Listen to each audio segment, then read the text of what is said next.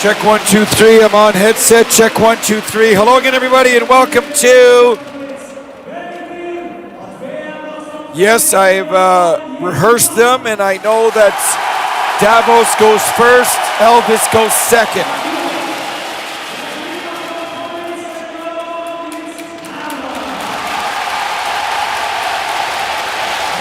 Can we confirm that Phil Sen is playing? Yeah, Sen is playing. Okay, I thought it was the other guy. Well, I asked him, and he told me when we interviewed him, he said Jill Sen was playing. The lineup here says Neifler. Oh, brother. Then they just changed it because he interviewed him, and he said Sen, remember? So let's take a look at who comes out first, okay?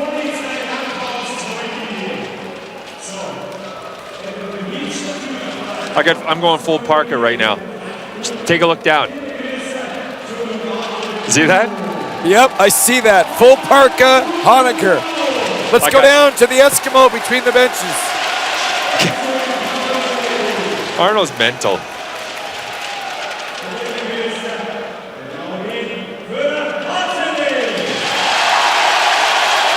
Great.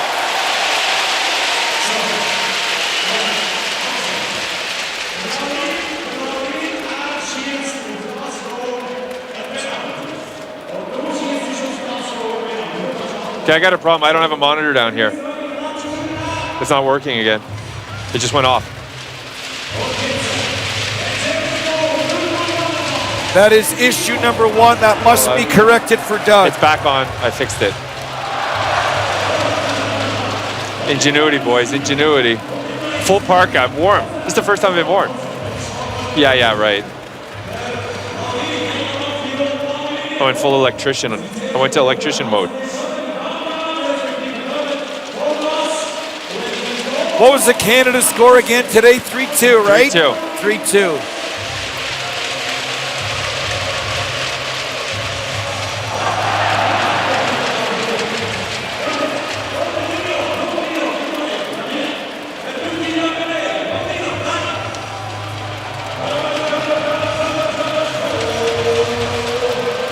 Yes.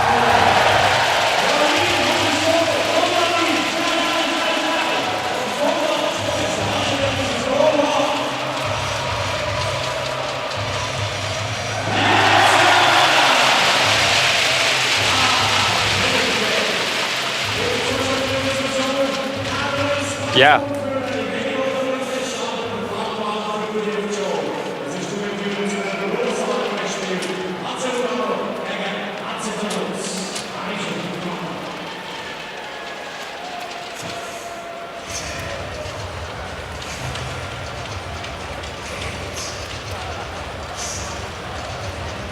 Here we go, here we go. Full Parker, boys. Goalie. Let's have fun. Game 10, guys, game 10. Can you believe that? When it's over, we go to the Molson Hockey House. We do our sheets.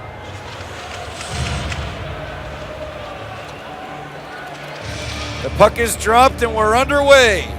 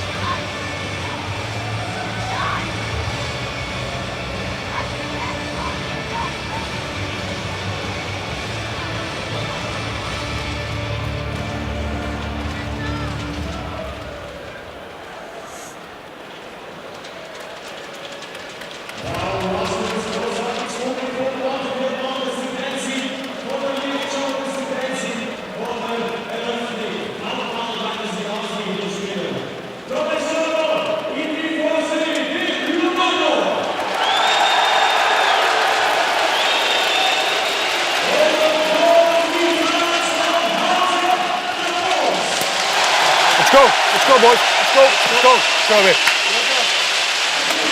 Yep.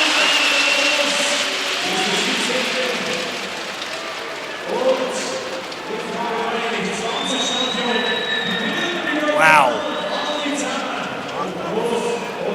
What's up, Steve?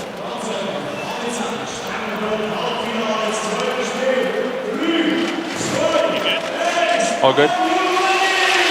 No, I'm cold. I'm not doing this again. Nope. I'm almost hot now, Phil. I'm almost too hot. I'm almost too hot now. Listen, but I can't go through this again like I was. It took me an hour to warm up.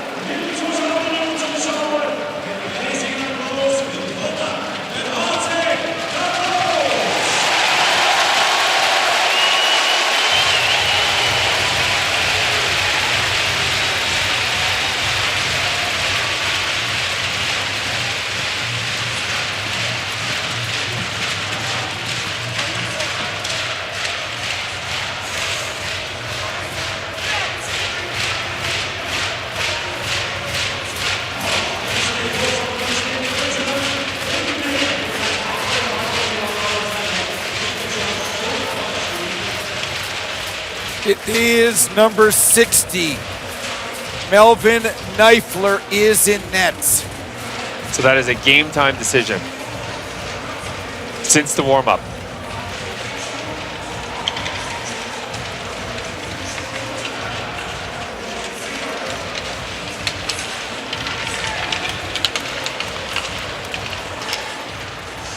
Oh my God, I'm so toasty right now.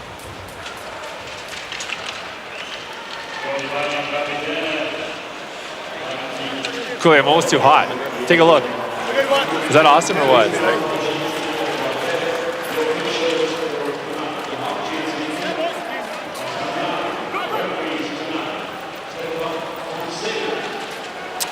First whistle to the hunches, Michael. First whistle to the hunches. Okay. Cooley, bring it home tonight, baby. How's the voice? Good.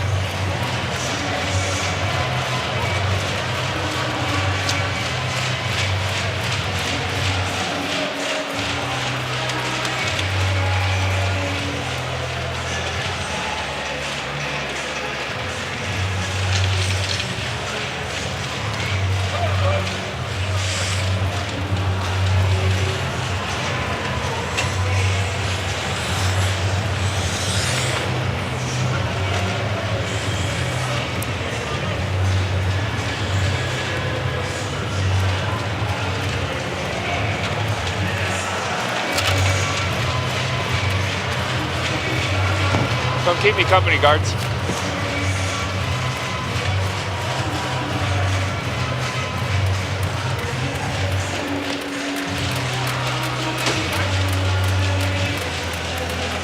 It's an all-Switzerland semi-final matchup here at the 2016 Spengler Cup, the 90th edition. Davos in yellow in the area to my left against Lugano in black, coached by that man, Doug Shedden, in the area to my right. The winner, Doug Honegger, between the benches, plays Canada noon Saturday the 31st. And with almost 100 years of Spengler Cups, this is the first time two Swiss teams have met in the semi-final, with the winner advancing to tomorrow's noontime final against Team Canada. There is no room for anyone else at the Vale Ant Arena. Semi-final Friday continues with Game 2. Canada beat Minsk 3-2 in an absolute thriller this afternoon. Zach Fucali shutting the door in the final seconds with help from the goalpost, Doug. So Canada is through as we're down to 3. Icing is the call against Lugano. Elvis Merzlikins in net for the team in black against Melvin Neifler for Davos. Doug, what are your hunches tonight? I think Lugano's head coach, Doug Shedden, brings a really interesting mix of experience. He's won this tournament with Canada. He took Lugano to the final last year. I think that's an interesting advantage for Lugano. Keep an eye on Lugano's number 90, Ryan Vesey, makes up for the loss of Damien Bruno. You remember him from his time with the Detroit Red Wings, the New Jersey Devils. And this is a must-watch game. This is a rivalry game. You talk about it. It's a Montreal, Boston, Philadelphia Rangers. These are the two big rivals in Swiss hockey playing today to advance to tomorrow's final against Canada.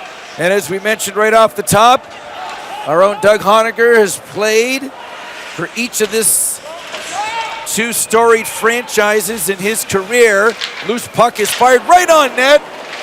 Nice shot there by Sam Walser, and the first save of the game is a tough one for Elvis Merzlikins, icing against Lugano. A good save on number 23, Walser, but if you're a goaltender, you want to see pucks early on. It's a constant theme, and you see right here, Walser, 23, steps right into it, but Merzlikins in the right position. The rebound coming out right there. Handled it, Dario Simeone in front, not able to get a handle on that bouncing puck, but good sign for Lugano when Elvis makes those kinds of saves early on here in the first period.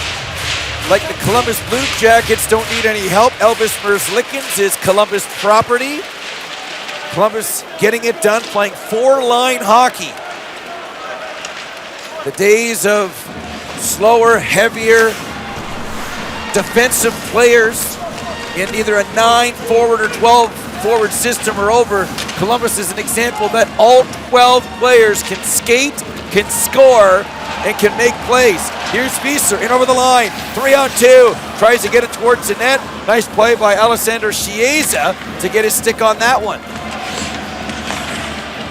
Gregory Chiaroni in on the forecheck, has it now. Far side, in front of the Lugano bench. He whiffed on that centering attempt, and instead, Julian Walker knocks it out to center.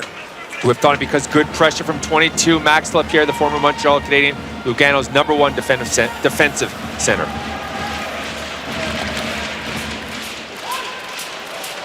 Puck is shot down the ice, controlled by Melvin Neifler. No icing. Puck comes to the near side, just out of the reach of big number 98, Ken Yager, getting some ice time. Here's Stefan Ulmer. He's been a tower of power for Doug Shedden's crew. Now icing is the call. The magnitude of this game is crystal clear. It's a battle for Swiss hockey bragging rights. And while that's important for Davos head coach Arno Del Curto, they're here to win no matter who the opponent is.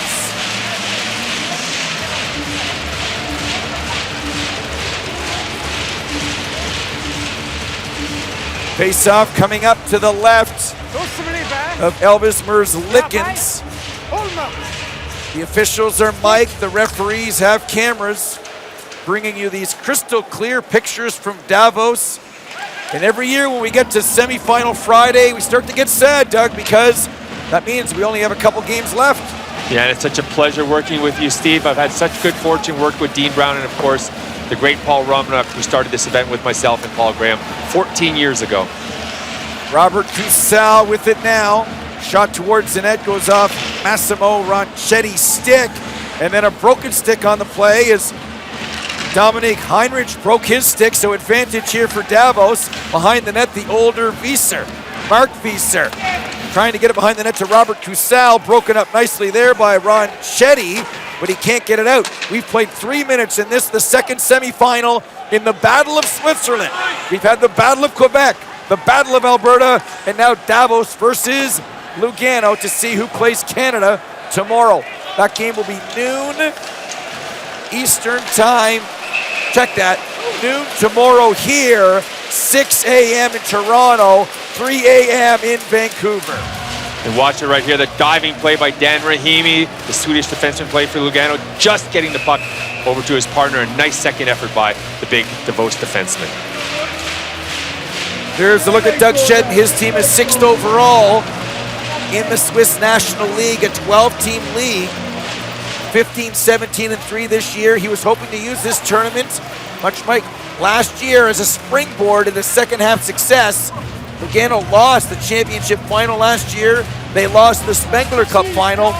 And as you know, Doug Shedden played in the NHL over 400 games for Pittsburgh, Toronto, Detroit, and Quebec.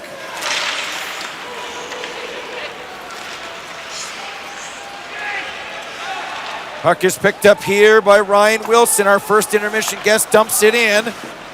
Dan Rahimi starts the rush near side to Dario Simeon. He gets it up looking for Sam Walser. Bounced over his stick, and Simeon will start the rush again. Rahimi in his own zone, being pressured there by Alessio Bertaggia. Puck comes again to the near side for Wieser. He gets it in front of the net for Corvi. Enzo Corvi is hauled down on the play, and we are going to get a penalty. And Elvis Merzlikins is going to be tested again as Corby was dumped. Power play, Davos. And it was a tremendous play. The long stretch pass freed Corby up right here. You can see him going through just on his forehand. He thought he had enough, but then goes down. But in the meantime, draws the penalty that puts Davos on the power play. With Daniel Manzato now on the bench, the spotlight shines on 22-year-old Elvis Merzlikins. Lugano head coach Doug Shedden thinks he can be a difference maker.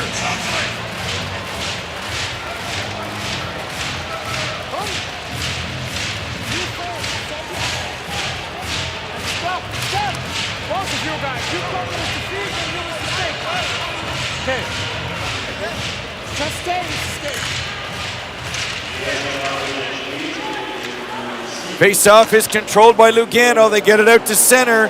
Here's Max Lapierre. Over 600 games of NHL experience. He's 31 from Quebec. Played with Montreal, Vancouver, Pittsburgh, Anaheim, and St. Louis. His third year now overseas. In after the loose puck and picking it up is Per Ledeen. He's been as impressive as anybody on Davos with his playmaking ability. Look at that pass far side for Enzo Corby, number 70. Corby from the circle lets it go. Elvis Merzlikins with a shoulder save, and it's cleared. Yeah, I saw the play all the way. Corby, the right-handed shot coming off the left half wall, found that slot opening in the middle. Quick wrist shot, but you saw it. Elvis took it with the shoulder, and then Lugano doing a nice job clearing the zone. Tuomo Ruutu, the former Blackhawk, tries to get it to Andreas Ambule, who played for the Wolfpack in the AHL, and the puck again is sent 200 feet. And keep an eye on number 10, the aforementioned Ambule, the captain of Davos, and the heartbeat of this hockey club. We're past the 5-minute mark here of period number 1. TSN's continuing coverage of the Spengler Cup. Julian Walker at center, one-on-one against Pete Forster. Lets the shot go, goes off Forster's stick and out of play. Walker's a veteran national team player for Switzerland, not drafted, has had some invites to camps, but a real strong third and fourth line player on their national team. You played for each team, Doug. Any allegiances, or are you neutral? I find probably a little bit of an allegiance to Lugano only because I enjoyed it down there so much. And we went to the final. We lost to a tremendous Red Army club in 1991-92. It was probably the last great Red Army team before all of the players left for the National Hockey League. So I have really fond memories of that event. Give me a few of the names on that Red Army team when you get a sec. Puck is in the corner, centered by Visser, and shot down the ice. Well, the defense was pretty loaded, wasn't it? Dmitry Yuskevich and Vladimir Malakov and Sergei Zubov and Darius Kasparaitis named but 4. And of course, in 1992, a unified Russia ended up winning the 92 Olympic Games against Team Canada GM Sean Burke. Eric Lindros on the team at the time. Canada pushing the Russians in 92 and losing, if memory serves correct, 3-1 in the gold medal game. Penalty is over. Here's a chance at the side of the net, negated nicely by the stick of Noah Schneeberger, who's had an excellent tournament for Davos. He really is, in my view, an all-star defenseman in this tournament, but Omer had a great shooting opportunity. This is what I talk about, the overhandling, the overpassing. We see that more often than not in European hockey, and that was a classic case. Omer's in the slot. He's got to get that shot on net. Linus Klassen has to be a factor for Doug Shedden's team. Had the puck at center, but he coughed it up. Philip Fuhr keeps it in, number 7 near side. Puck is in the near corner. Dario Bergler spinning away. He's got a man, Gregory Hoffman, in front of the net. Great corner work here by Lugano. The pass to the point to Fuhr, though. He vacated the position and it goes down the ice. Yeah, Lugano trying to work a circle right there. You could see Fuhr coming down. Miscommunication, puck went out. Loose puck in front of the net. Gregory Hoffman is there. His stick was lifted by Sven Young. So that chance goes by the wayside as Pete Forster brings it back in. Has been one of the best players and defensemen so far in this tournament. Does Gregory Hoffman, the former Carolina Hurricane pick, 4th round back in 2011, brings it in. Spinning and shooting is Luca Fazzini. He's got a good tournament so far. That shot is blocked. Fazzini in the slot looking for his second. There's a shot from the point fired by James Wisniewski out of play. Back to Davos after this.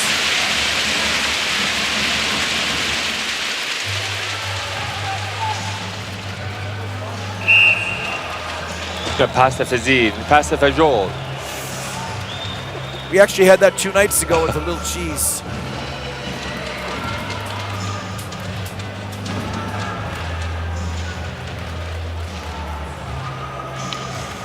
No moving sticks. Just keep it still. Don't move.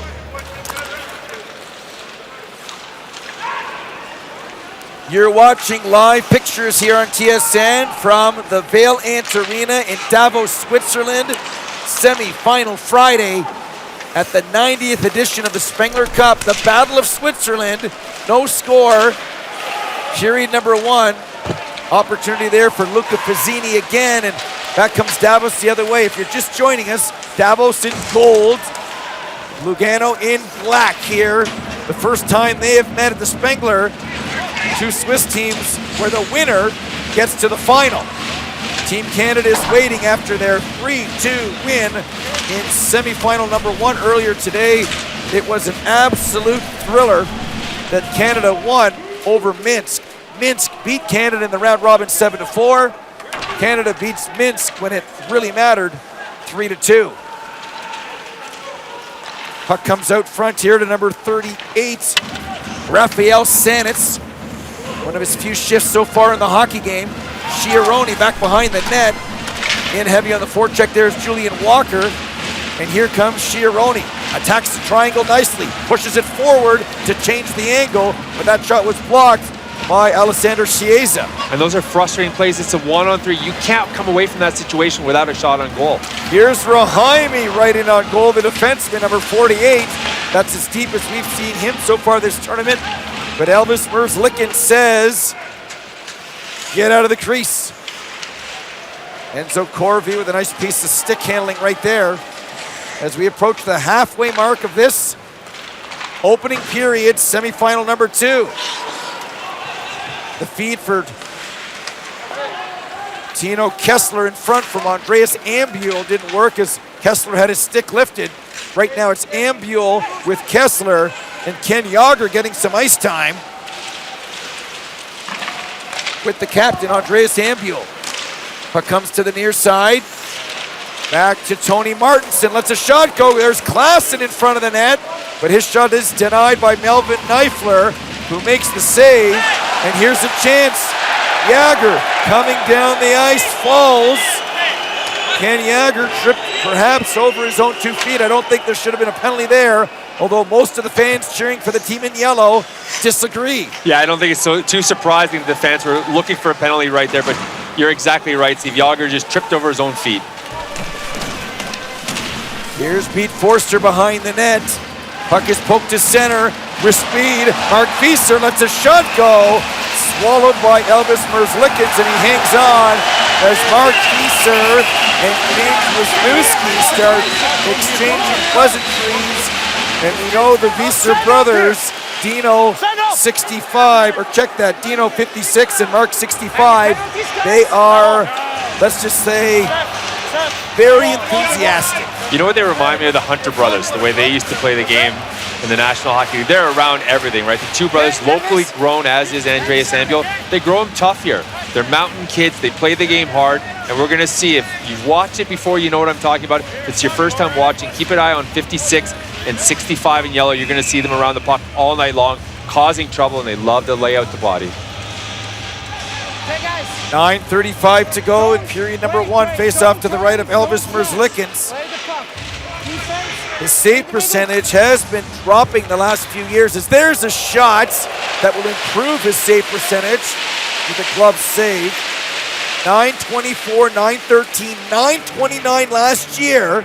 As you take a look at the referee cam and the pushing and shoving, 909 this year. What has been wrong with Elvis? Got off to a bad start, had a hip injury that kept him out for the most part in game number 2, but he's been rounding into form. Played very well in limited minutes in game 2, and an outstanding victory for Lugano in their first game of this tournament. So far in this tournament, like last year, he's been a dog on the bone. Very confident as the puck comes to center, courtesy Julian Walker, shoots it in. Max Lapierre trying to chase it down. As we approach the 11-minute mark here of the opening frame of the 90th Spengler Cup. Sven Young starts out at center, tried to chip it, chase it to himself, and he's getting a lot more ice time as this tournament progresses. Yeah, absolutely. You know what? He's getting rewarded for better play, and that's what you want to have as a player. You want to be able to gain the trust of your coach, and as a result, get more ice time. Per Ledeen, who has a goal in the tournament, dumps it in, goes in after it. Puck comes to Dino Fieser, leaves it there for Pete Forster. Here's Sam Walzer into the corner for Per Ledeen. Lets a shot go. Screen in front of the net was set up by Walzer, but it went wide anyway. And now the whistle goes. The back referee has his arm in the air. I believe he's pointing to number 51, Ryan Gardner, power play Davos. And it's going to be the Swiss-Canadian Ryan Gardner going off for the hook on 59, Dario Simeone in front. Here it is right here. The hook is about to come in front of the referee. Gardner going off for 2. Well, we've talked about it at the NHL level. We've talked about it at the international level. There seems to be a sense of stick entitlement at all levels, and there needs to be a crackdown. We've seen it at this tournament. Stick on stick is one thing, but if you catch the hands, catch the gloves, catch the arms, you're going to get a penalty. One of the reasons we're seeing some offense here, teams have been opportunistic when they get a power play. Ryan Gardner in the box. Here's Andreas Ambuel, power play for Davos. Ambuel lets a shot go, blocked in front, and it ricochets out of play. And there's 2 plays that they're going to be looking for Lugano to watch out for. Ambuel, number 10, has a right-handed shot coming off the left half wall, lines up on the left defense for the face-up, and likes to slide down and play mid-wall on the boards, and keep an eye out for the shot. He's either going to come into the middle and take the shot himself, or he's going to look for the left-handed shot. Number 29, Forster on the blue line for the one-timer, and then you're going to see 3 Davos forwards crash the net. Face-off is controlled by Lugano. James Wisniewski hammers it down the ice. He scored to open the tournament. The Michigan native who's played with Chicago, Anaheim, the Islanders, Montreal, Columbus, and of course, Carolina, where basically 2 seasons ago, 47 seconds into his season, knee injury, and he was done. Per Ledeen in on the forecheck. They scrum it in the near corner.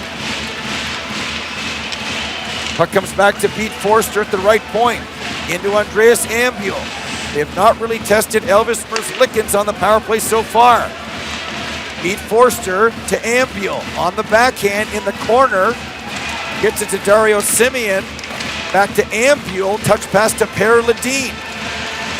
Back to Ambuel. Here's Forster faking a shot. He's got Rutu near side. Ambuel shoots. Steered aside by Merzlikins. Under a minute to go in the minor penalty.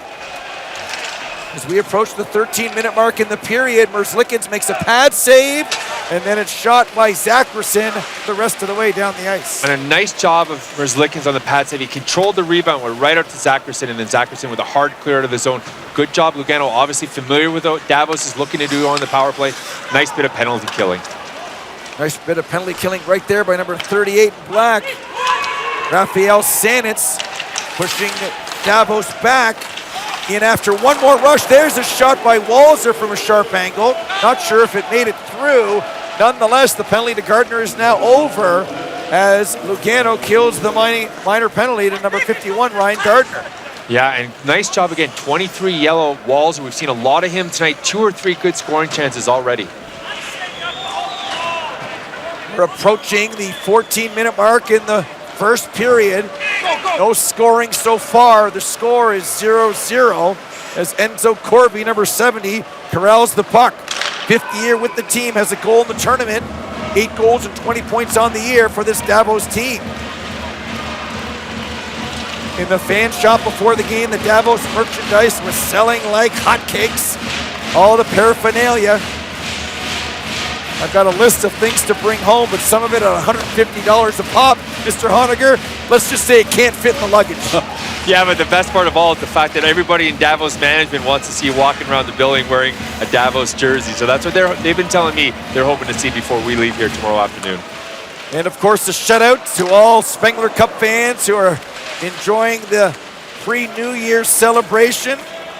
Watching the World Juniors, of course, and we'll enjoy the Spengler Cup final tomorrow breakfast in Davos. 12 noon here, 6 a.m. in Toronto, 3 a.m. in Vancouver. Power play Lugano when we come back to Switzerland.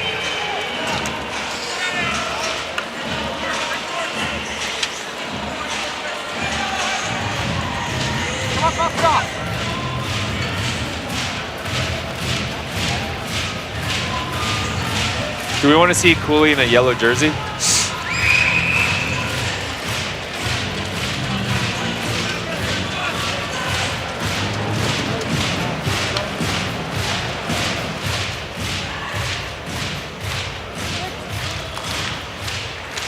Welcome back to the Vale Ants Arena.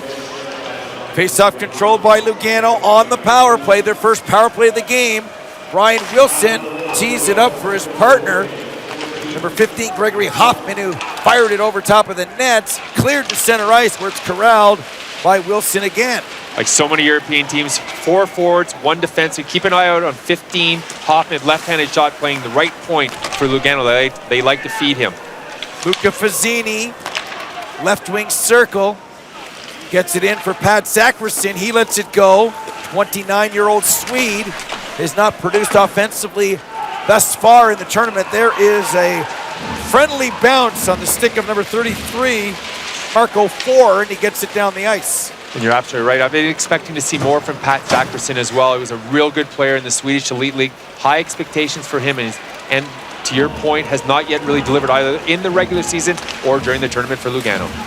Great chance here for Gregory Hoffman. He started the rush, almost finished it with a deflection, as it was just tipped wide of the nets. Under a minute to go in the power play opportunity. Tino Kessler is in the box. Under 4 to go in the first period. Linus Klassen is in with Bergler. Here's Martinson with a shot. Easily stopped by Melvin Neifler, and most importantly, no rebound. None at all. Nice job of Neifler. The shot came in good. Control it right here. Nice job by Linus Klassen, 86. Takes the puck off of Mark Wieser. Pass over here. Watch the shot come right over here from Wieser. Here. Neifler reads it all the time. You're going to see this shot coming in here from number 9, Tony Martin, the Swedish winger. Neifler read it, and as you said, covered up. Nice job in net from the Davos goaltender. Tuomo Ruutu is punted from the face-off circle, so Robert Kusal will come in. Kusal wins the draw, and it's fired on the far side, out down the ice. And it's face-offs, face-offs, face-offs on the power play in the offensive zone, and Davos doing a much better job in the circle than Lugano. It's a nice play by number 71, Claude Pachot, using his reach to jump in there. Here's Dario Bergler with a chance. No shooting angle, so he gets it back to the point to James Wisniewski. The veteran NHLer has been a power play specialist in his career, has a power play goal in the tournament. The penalty is winding down right now to Tino Kessler. It's over. We're back to full strength.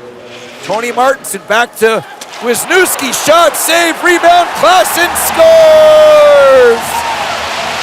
Linus Klassen at the side of the net, whacking away and then putting it away.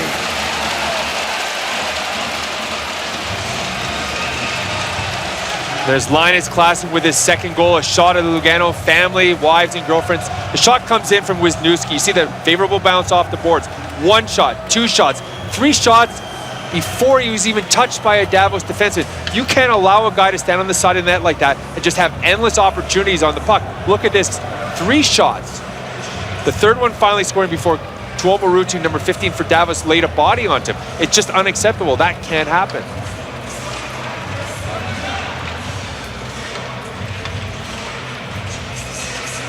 So Linus Klassen bangs it in.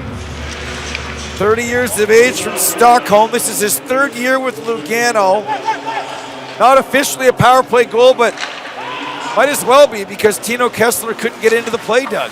No, and the problem with on that situation is the Davos defenseman, the fact that Ruutu had to come down, the Davos defenseman completely left Klassen untouched to the side of the net, and he was allowed to whack it 3 times before eventually scoring.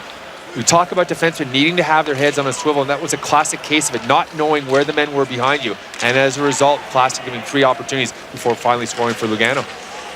Under 2:30 to go here in period number 1. Klaassen with the opening goal as Rafael Sanitz brings it in for Lugano in the Battle of Switzerland.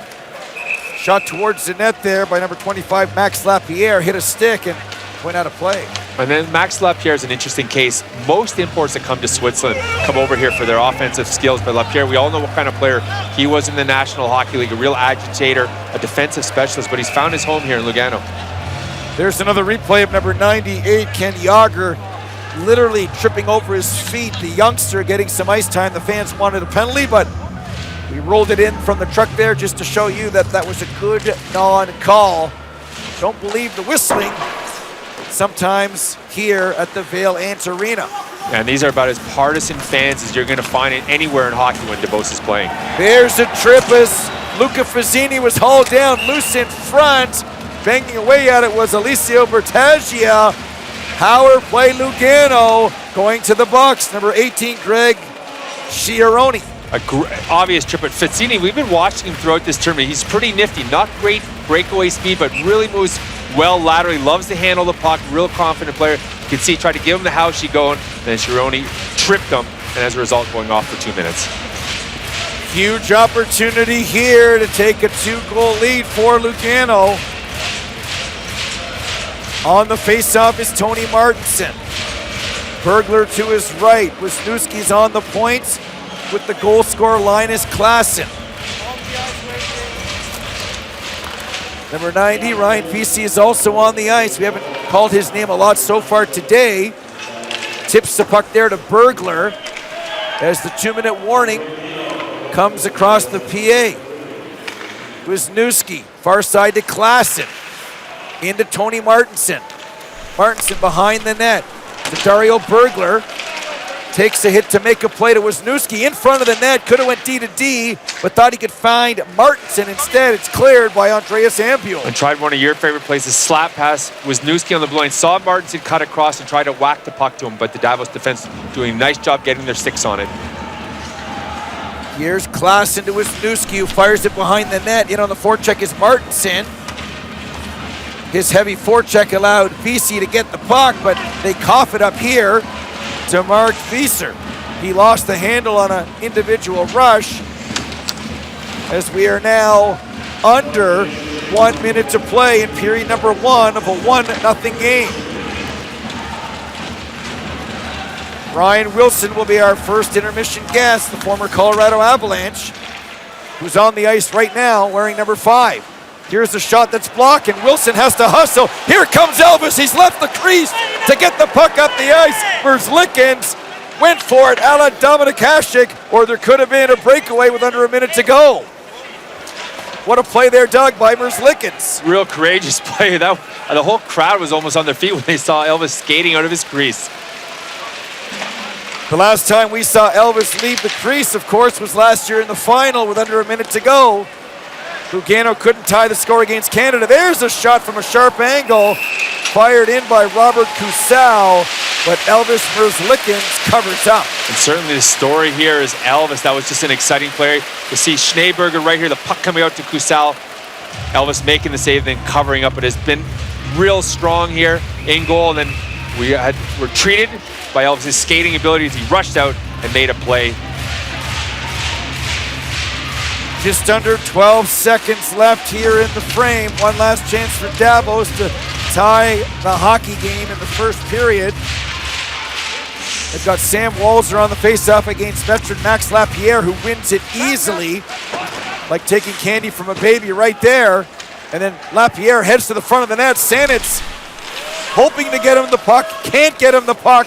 One last shot steered away by Neifler. And Doug, 1-0 for Lugano after one. A very entertaining first 20 minutes. And it really wasn't. It wasn't unlike what I thought it was going to go. You're talking about two teams that know each other so well. More defensive than people would have been expected to see, particularly from Davos, but not unexpected when you consider that these are league rivals. They know each other, and obviously there's a lot on the line given the fact that this is the first time two Swiss teams have ever met to advance to the final. Doug Shedden looking up at the clock to get the game stats. Lugano outshooting Davos, outscoring them 1-0. This game coming to you live from Switzerland.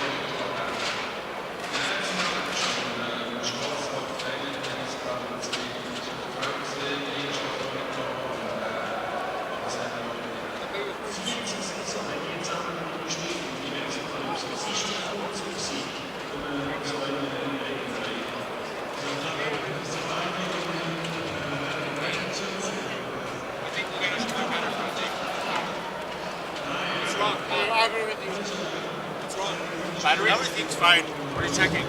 Only, yeah, it's for safety, I check it.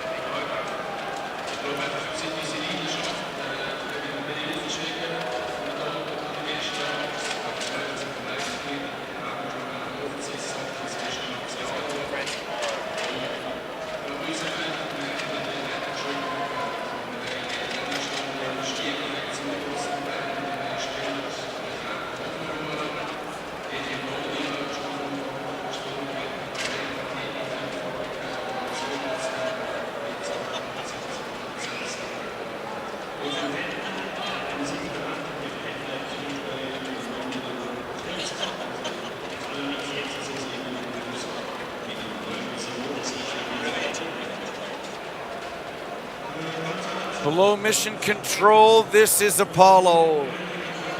Hey.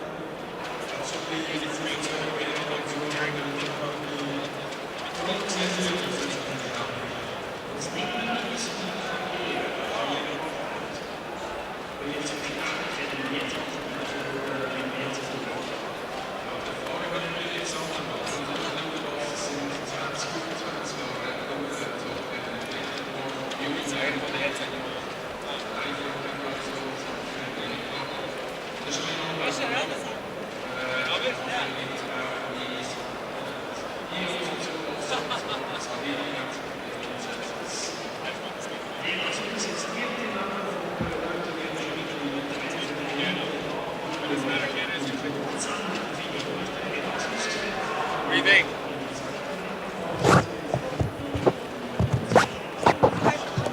You don't know anything about hockey, right? No, even less than not so much. What is less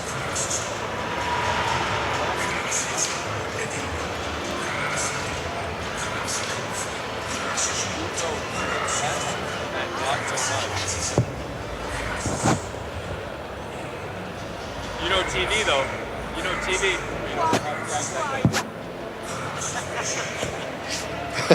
I can't hear you. Never. Boys? You guys there? Yellow, Mr. Edmonton Eskimo. It's so much better right now. You can't even believe it. Yeah, yeah. I do believe it. No, because I'm on.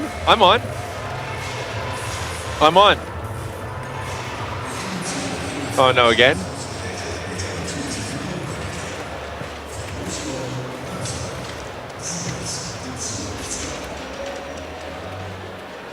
How do you see this game going, Cooley?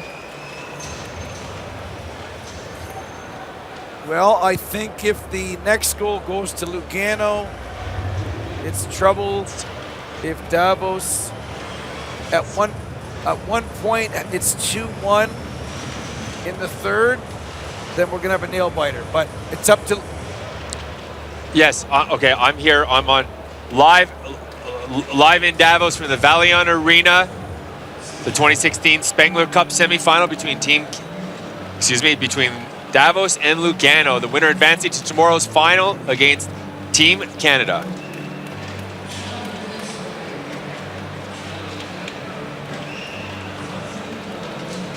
Were you guys able to make that out? Nope. No? You weren't able to hear it?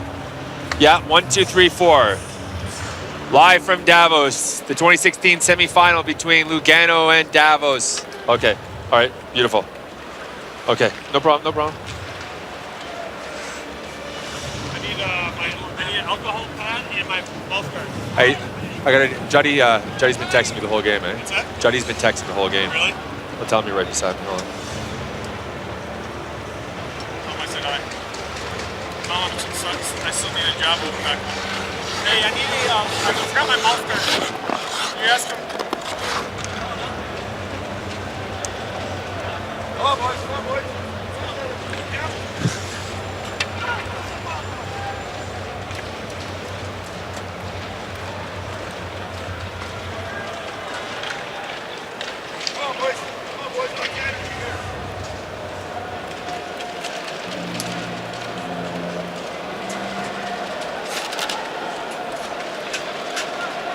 You're watching TSN's continuing coverage of the Spengler Cup. This is the 90th edition here in 2016, and what began as an invitational tournament, as you look at Damien Bruner, injured and out of the lineup for Lugano, the former Devil and Red Wing.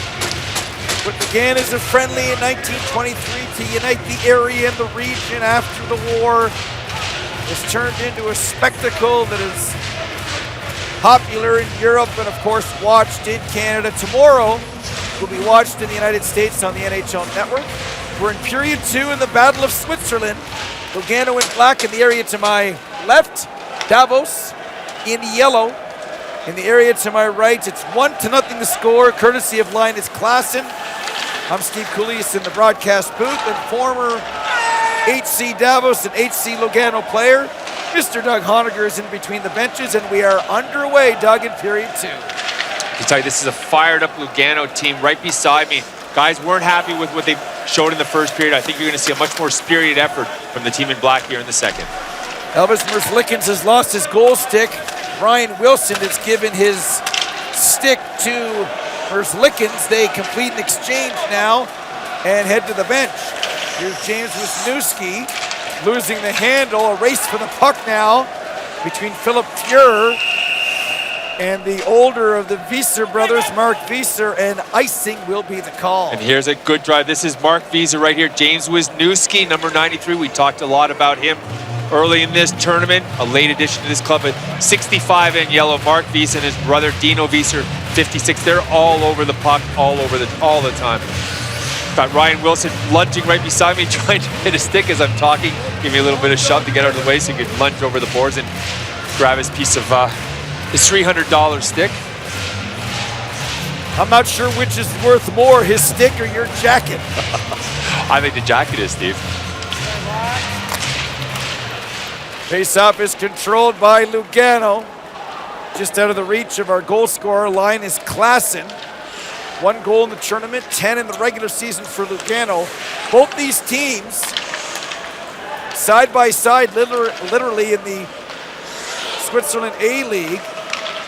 Lugano 45 points, Davos 44. Both are under 500 and both are trying to use this event to springboard into a strong finish and a strong postseason. And both were title contenders in the preseason, expected to play much better, as you said, have struggled through the first half of the season, but both of these teams, based on what we've seen in the tournament, it's pretty hard to believe. Long lead feed that's too far on the far side for number 59, Dario Simeon, and we'll do it again. There's number 86, Linus Klassen, a former Swedish national team player, a real force for this team. There's Arno Del Porto, the head coach from Davos, an extremely unorthodox type. Has been here, if you can imagine, for 20 years. Built this program in Davos from scratch, now arguably among the best organizations in Europe. On the face-off, Sam Walser loses the draw. Quick shot off the draw by Gregory Hoffman. Melvin Neifler had to be sharp on that one to steer it away. Puck comes up the near side. Backhand attempt there by Henrik. Gets it out and down the ice. Zacherson in his own zone. Feeds it on the near side for Hoffman. He's in after it. That's a follow-through. A follow-through there on a backhander by Schneeberger.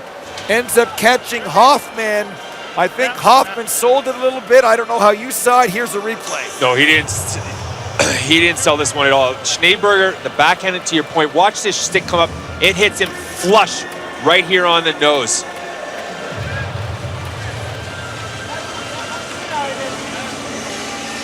Do you think that's careless, Doug, or is that a follow-through that's a little too high? I think it's neglectful, because I don't think Schneeberger realized how close Hoffman was to him. And when he pivoted and used the backhand to get the puck out of the zone, he still has to be responsible to keep the stick on the ice. There's no reason to follow through that high. In that case, hitting Gregory Hoffman pretty hard right in his nose. Power play now coming up for Lugano. High sticking is the call. Schneeberger in the box, and Lugano with a great opportunity to push the lead to 2. Here's James Wisniewski, the Michigan native, to Dario Bergler in over the line. Out in front looking for deflection is Tony Martinson. Didn't get enough on that one. Ryan Vesey, New York native, back to the point. Shot by Wisniewski was blocked by Ampule.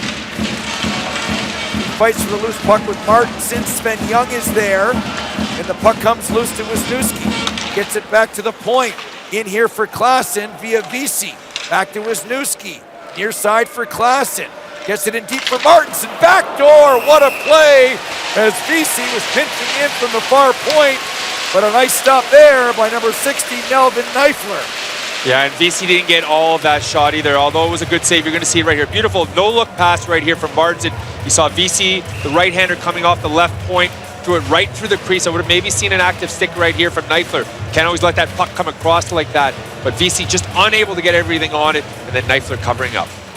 Spent time in the NHL with San Jose, 2008 to 2010. His last 3 KHL seasons, he's filled the net. There's a shot that's over the net by Gregory Hoffman, the former Carolina Hurricane prospect. Under a minute to go in the Schneeberger high sticking penalty. Puck comes loose, picked up by Dan Rahimi, skates it through center, chips it in. Falling down there was Philip Pure, and here's an opportunity for Cusel with a shot. Bruce Lincoln's got a piece of that one as Robert Cusel saw some ice, and he took it. Ryan Gardner in over the line, plays it into the corner. Blocks the first clearing attempt from Sven Young. Down goes Enzo Corvi, and up goes the arm of the referee. Tripping is the call, and Ryan Gardner, the Toronto native, is off to the box for the second time. In fact, I think it's going to be Fazzini, number 17. You're going to see it right here. Trips Corvi, the referee standing right there. Identified Corvi and Fazzini initially. In fact, check that. It's going to be Gardner, but first indication was he pointed at number 17, Fazzini, but instead it's going to be Ryan Gardner going off. Well, a trip is a trip, and there's a conversation going on now with Alessandro Chiesa, pointing to the clock saying, look, it's 4-on-4 for 16 seconds, Doug. And then be ready because Schneeberger will come out of the box and Davos has a chance to tie the hockey game. Elvis Merzlikins, perfect so far. Puck comes to Bertagia, 2-on-1 opportunity with Lapierre. Drops it for Shiza, there's a shot. Stopped in front, dribbles wide of the net. The penalty to Schneeberger is now over, as whiffing on that one was Alexander Shiza from the point. In comes Wieser, in over the line. There's the shot, big rebound, but cleared to center. One of the few times we've seen Merzlikins juggle the puck. Yeah, the puck handcuffed him there. Didn't do a good job controlling his rebound. Here's Enzo Corvi into the slot. That shot by Kusel went off a stick wide. Here's Ryan Wilson, tries to get it out, hit his own teammate. Wieser has the puck in the corner. Out inside the blue circle, drops it off there for number 13, Robert Kusel. He goes rink wide to Enzo Corvi. Corvi along the near boards is watched by Max Lapierre, the former Montreal Canadien. Back behind the net, Wieser to the point for Claude Pachot, the 4-year veteran of Davos. Pachot into Corvi, left wing circle shot. Bounces to the far side, but Dino Wieser couldn't corral the puck on his backhand. Now he shoots, nice save. Elvis Merzlikins, sharp there with the right shoulder. Under 40 in the penalty. Corvi, rink wide for a shot to Kusel that's blocked and cleared. Great save on Dino Wieser. Merzlikins with 2 big saves here on the penalty kill. Rafael Sanitz picks up the puck in his own zone. Both teams were changing on the fly, so Sanitz gets it down the ice. Not much time left in the penalty, as you can see on your screen. Winding down here to Ryan Gardner, although we think it really was Luca Fazzini that did the tripping. Whistle goes with only a handful of seconds left in the minor penalty. The Bay Forster playing close to 30 minutes a night on this Davos blue line. Here's Mark Wieser, 65. The shot comes in. This is where Elvis was trapped. You can see the puck handcuffed him. One of the few times where he hasn't gloved it, flushed it. Watch right here. The stick has got to be more active on 27 in black. Chiesa right here. Dino Wieser allowed to come through the slot. You've got to get that stick active and prevent him from getting that shot off. Nice save by Merzlikins on the quick wrist shot from Wieser. Faceoff was won by Ampule, but it came all the way into Davos territory as Gardner comes out of the box. And both teams are at full strength now as we approach the 6-minute mark of period number 2. 1-0 Lugano. This game is coming to you live from Davos.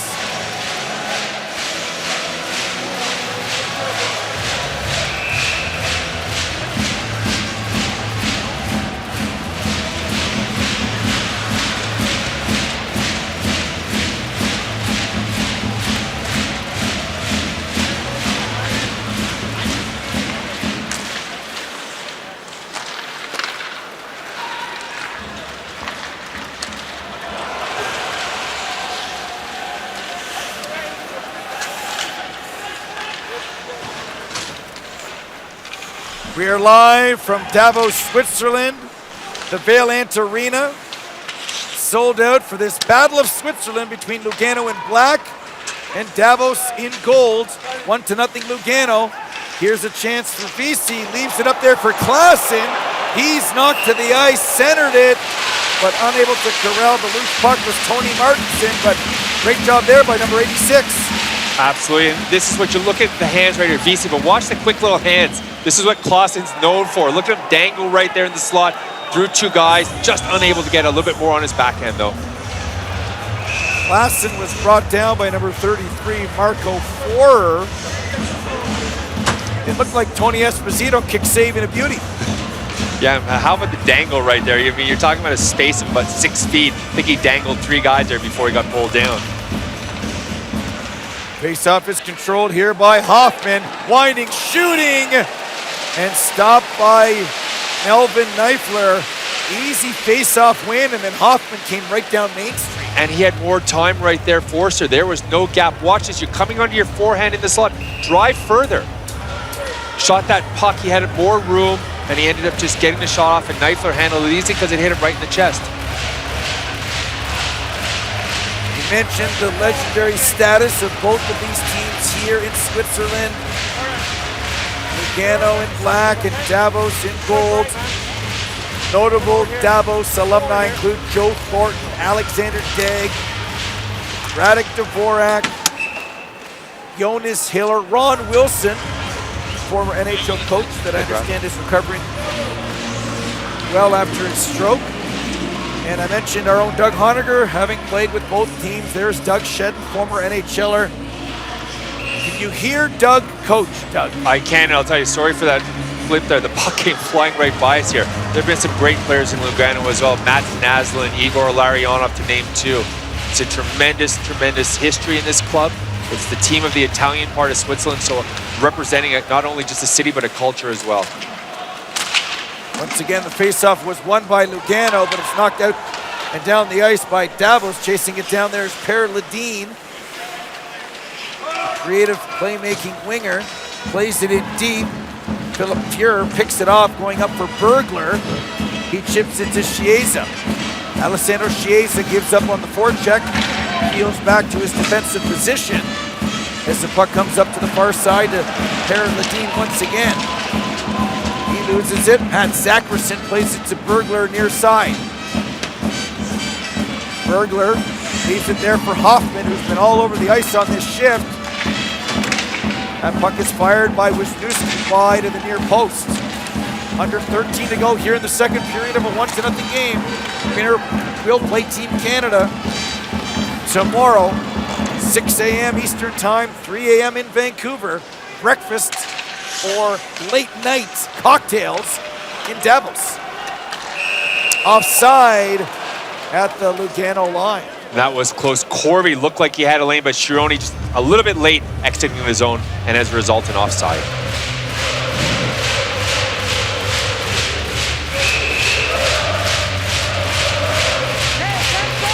You see the fans starting to get into it, Steve. I sense there's a little bit of a lull on this Davos team, and now the fans doing everything they can to add a little bit of energy to the team in yellow.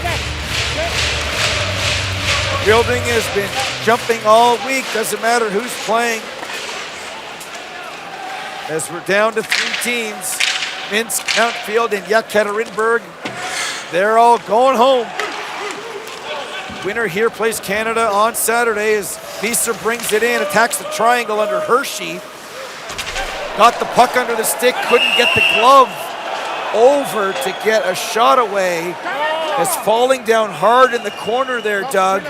I believe that's number 18, Gregory Chiaroni. I think he hit his head on the ice. You're absolutely watch him right here. No, what happened was he came in to hit Bertaggia. You'll see right here, number 13 in black, and as he went to hit him, Bertaggia caught him flush in the head, either with the shoulder or just the upper part of the arm, and I mean, it knocked him pretty hard.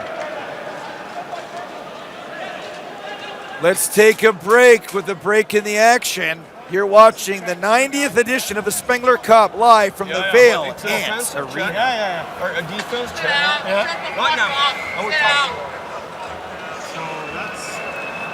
It's a battle. Yeah. He comes in very low and he comes up towards. What I have, it could be checking to the head, but he's doing it with the back. There is no elbow, nothing. He's doing it with the back. I got nothing on that one. It's clear. I got interference or nothing. No, it's nothing. It's not interference. Okay? And it's nothing.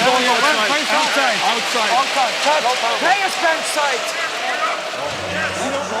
There's the look at number 18, Gregory Chiaroni, as he is in some pain on the bench. While we were away, there was a referee's conference. We could hear the conference as they were discussing the play as he goes by you, Doug, and heads to the dressing room. Yeah, you can see him walking by. He's not doing well. He took that. You see it right here. He comes to hit Bertaggia. Watch it.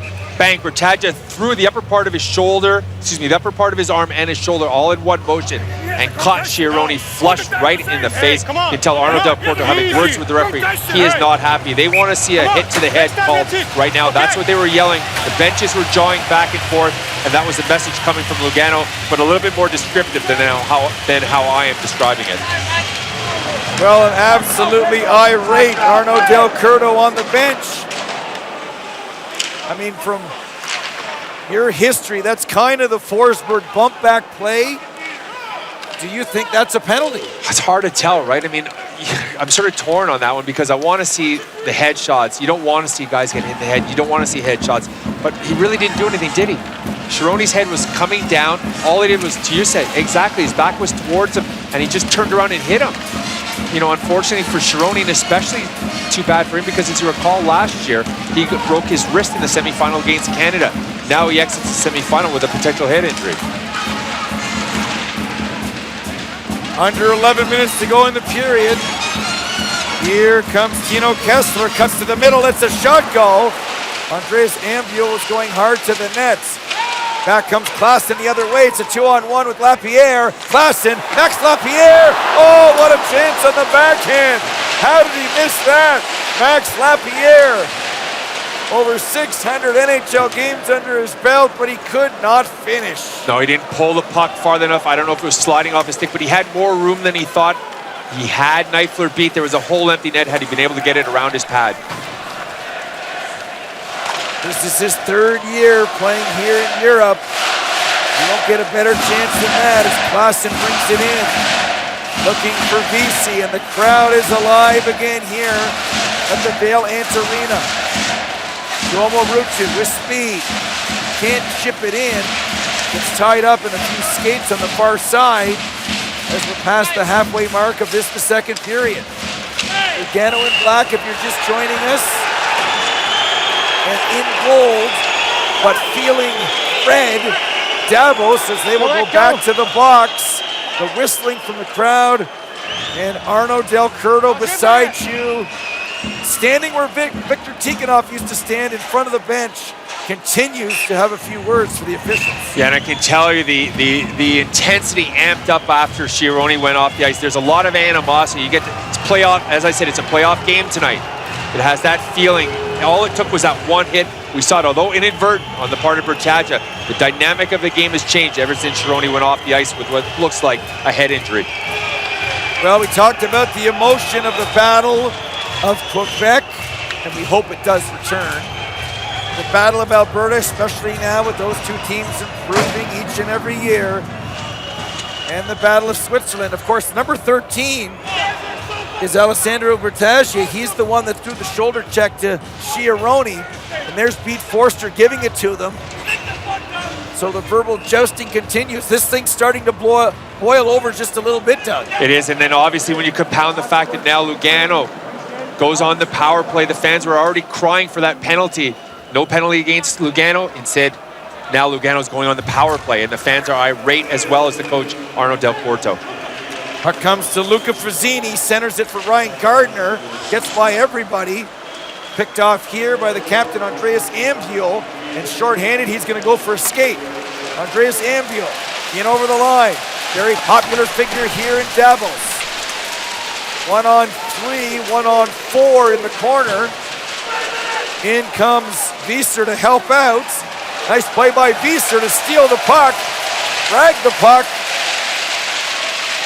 give it to Rahimi, who gets it out and down the ice. And the fans love that effort. 56 and 10, two local players doing an excellent job on the penalty kill. Nice play there by Ryan Wilson to break up that chance. Spengler gets it back to Hoffman, who fires it over top of the net. You can hear it bounce off the glass, and now it's fired down the ice. That is the second time that Hoffman's come into the slot, received a puck, and went for the slap shot. He's got to learn to develop the quick wrist shot that all good goal scorers have, because he's finding the slots, but he wants to depend on the slap shot. Both times blocked. Puck comes to the far side for BC, into Bergler, shoots and scores! What a shot there by Dario Bergler. Top shelf, 2-0 Lugano.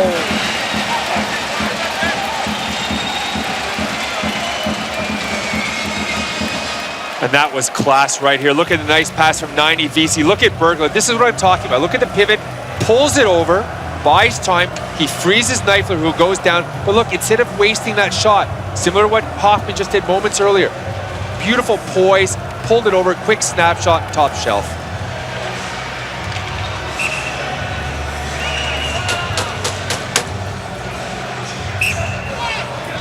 Beautiful shots under the bar, beating Melvin Neifler. And for Dario Bergler, his 11th year in the Swiss A-League, his first with Lugano, back-to-back 20-goal seasons with, you guessed it, Davos in 2012 and 2013. 14 goals, 25 points this year. And I believe Arno Del Curto is called a coach's challenge. This has to be on the offside because they look at every goal. So do you think this play was offside? I didn't think it was offside, but James Wisniewski is standing right beside me. And the first thing he said to me, he goes, Dougie, was that offside? So Arno Del Curto seems to think so. He called the referee's attention. He wants the play reviewed. So we're soon going to find out whether or not that was in fact offside.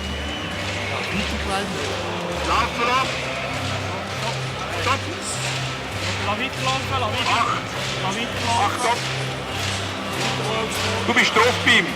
Okay. Kannst du nochmal zurückspulen? Du kannst nochmal zurück. Du bist da drauf auf dem Schiri. Schau. Stopp. Laufen lassen. Stopp. Ja, good.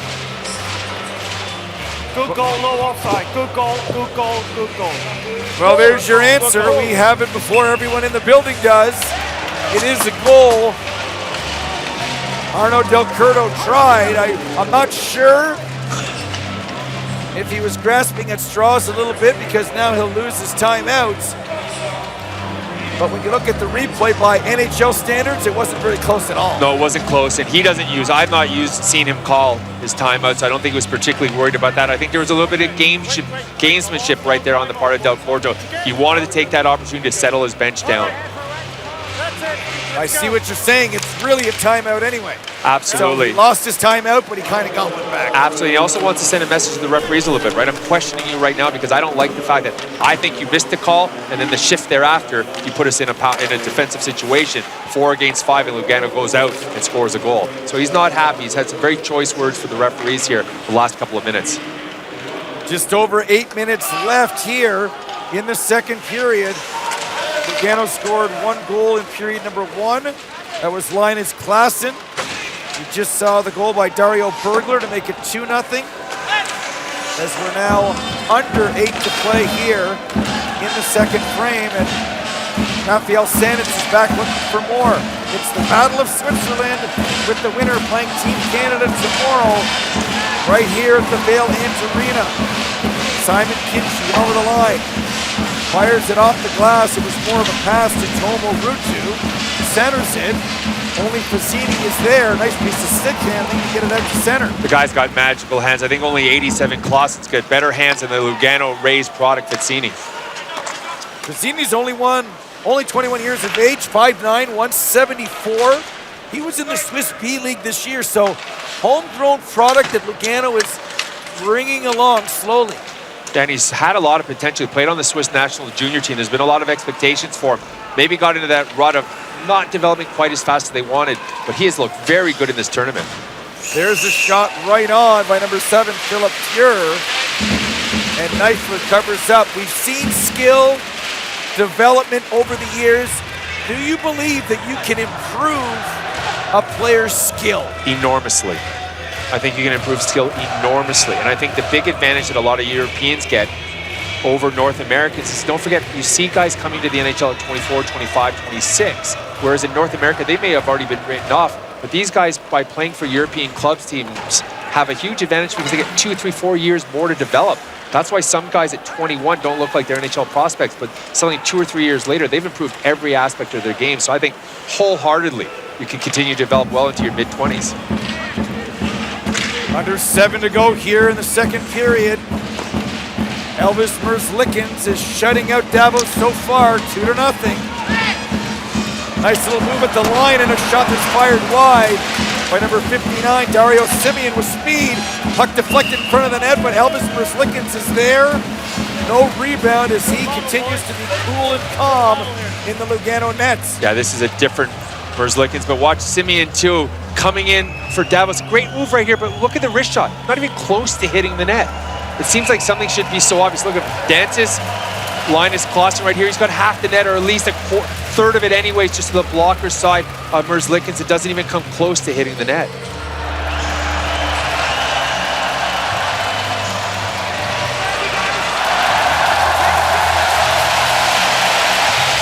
The old kiss cam getting the crowd going again. An elderly couple, maybe in their 70s or 80s. The crowd egging them on to kiss. No, he wasn't. They kissed and the crowd erupted here at the Vale Ant Arena as they enjoy their hockey. They're losing this game 2-0 to rival Lugano. Enzo Corby on the draw, lost the draw, and it comes out the far side.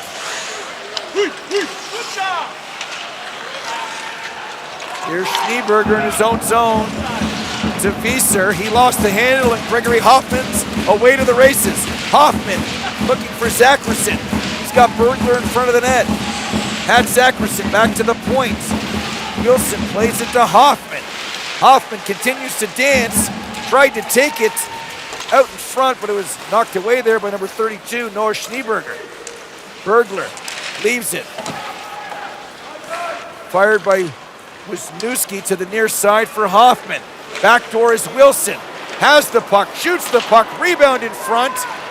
Bergler was there, but he could not corral it as that long feed to Wieser was just too far ahead of him.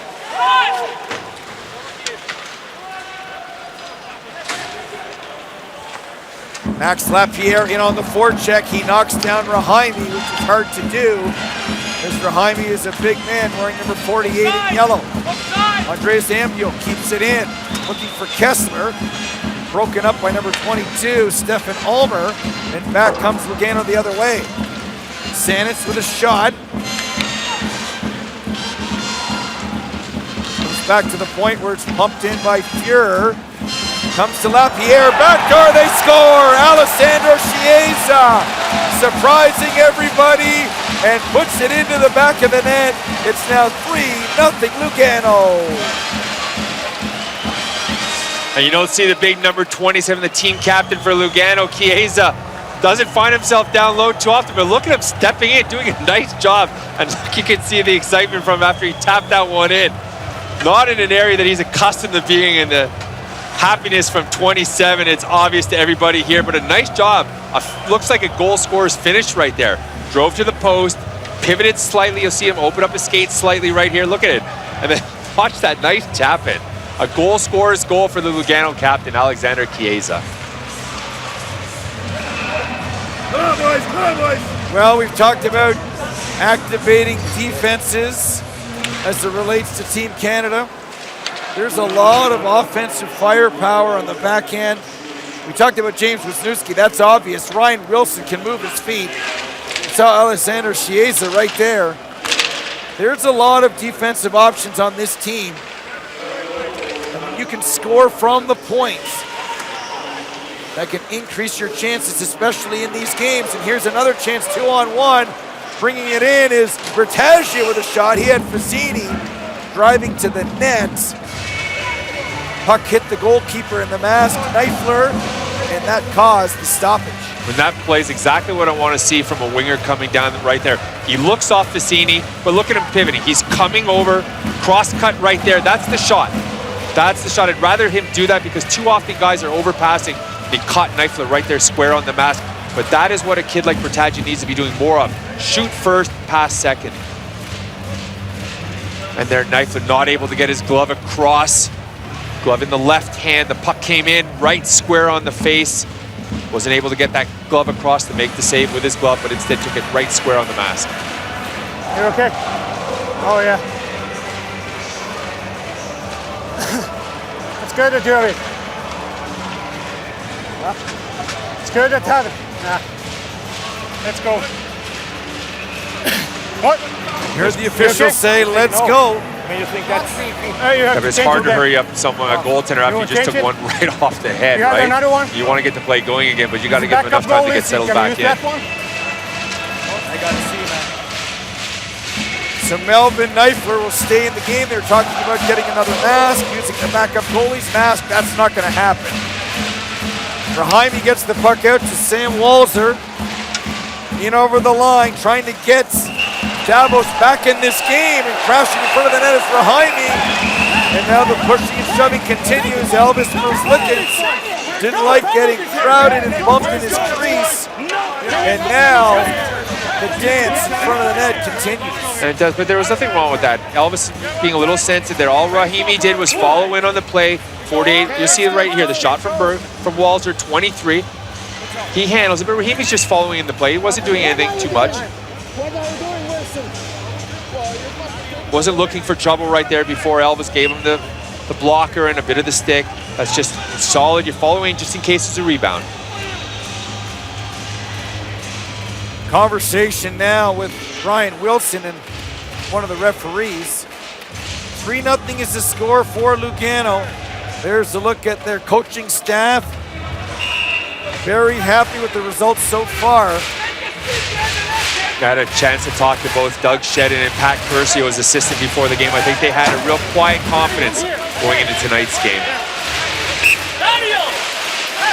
There's some action going on the bench right here. I can tell you, I'm right in the middle of it. Rahimi, 48 from Davos and Lapierre. Lapierre's showing him his gloves saying, let's go, come on, let's go, drop the gloves, let's go. He wants to go with him right here in the hallway. You are right in the middle of a Barry Melrose, Pat Burns type of pre-altercation. So now Max Lapierre and Dan Rahimi will each go to the box. The referee has had enough.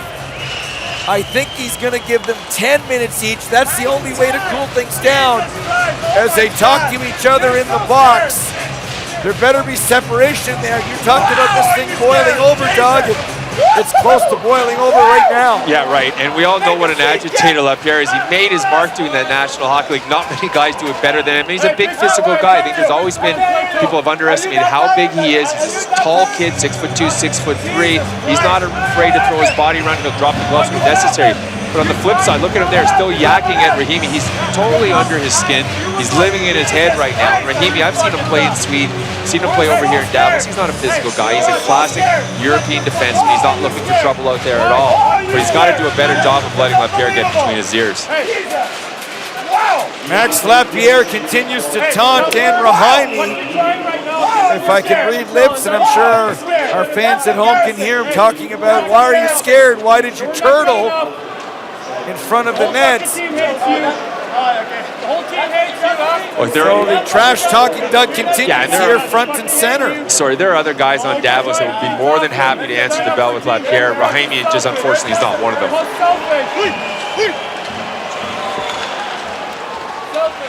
Puck comes to the near side where Dino Wieser centers it for Enzo Corvi. And now there's going to be a penalty on the play. And I think it's James Wisniewski that's going to the box. And it's going to be 2 minutes for high sticking, 2 minutes for unsportsmanlike conduct. So Davos has an opportunity right here. 4 minutes of power play time. Yeah, as Wisniewski had the slush, there's no question the way the game is being called that he was going to get hit with the 2. Now he's got a 10 as well, and that hurts Lugano. He eats up a lot of minutes for this hockey club, 5-on-5, and obviously very valuable to them as well in the power play.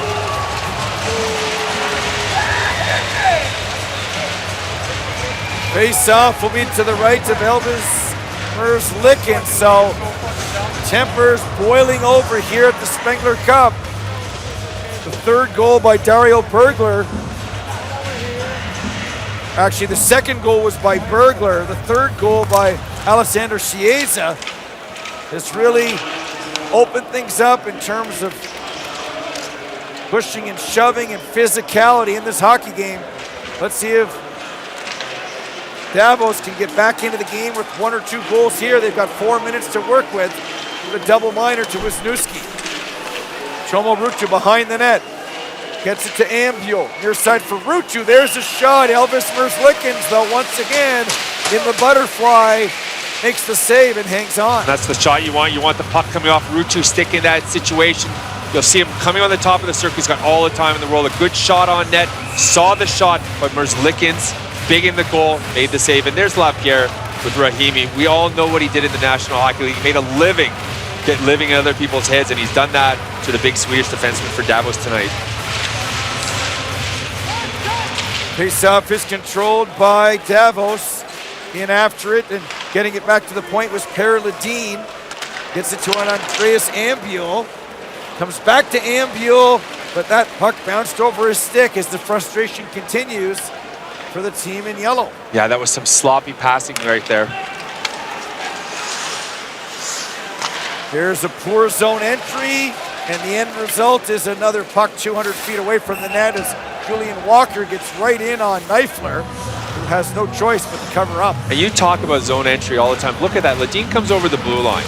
He's 1 against 3, loses the puck, and what's the net result of that? A face-off in the defensive zone. So rather than a good zone entry, gaining possession and setting up, bad decision, turnover on the blue line, and the result is a face-off in the opposite zone.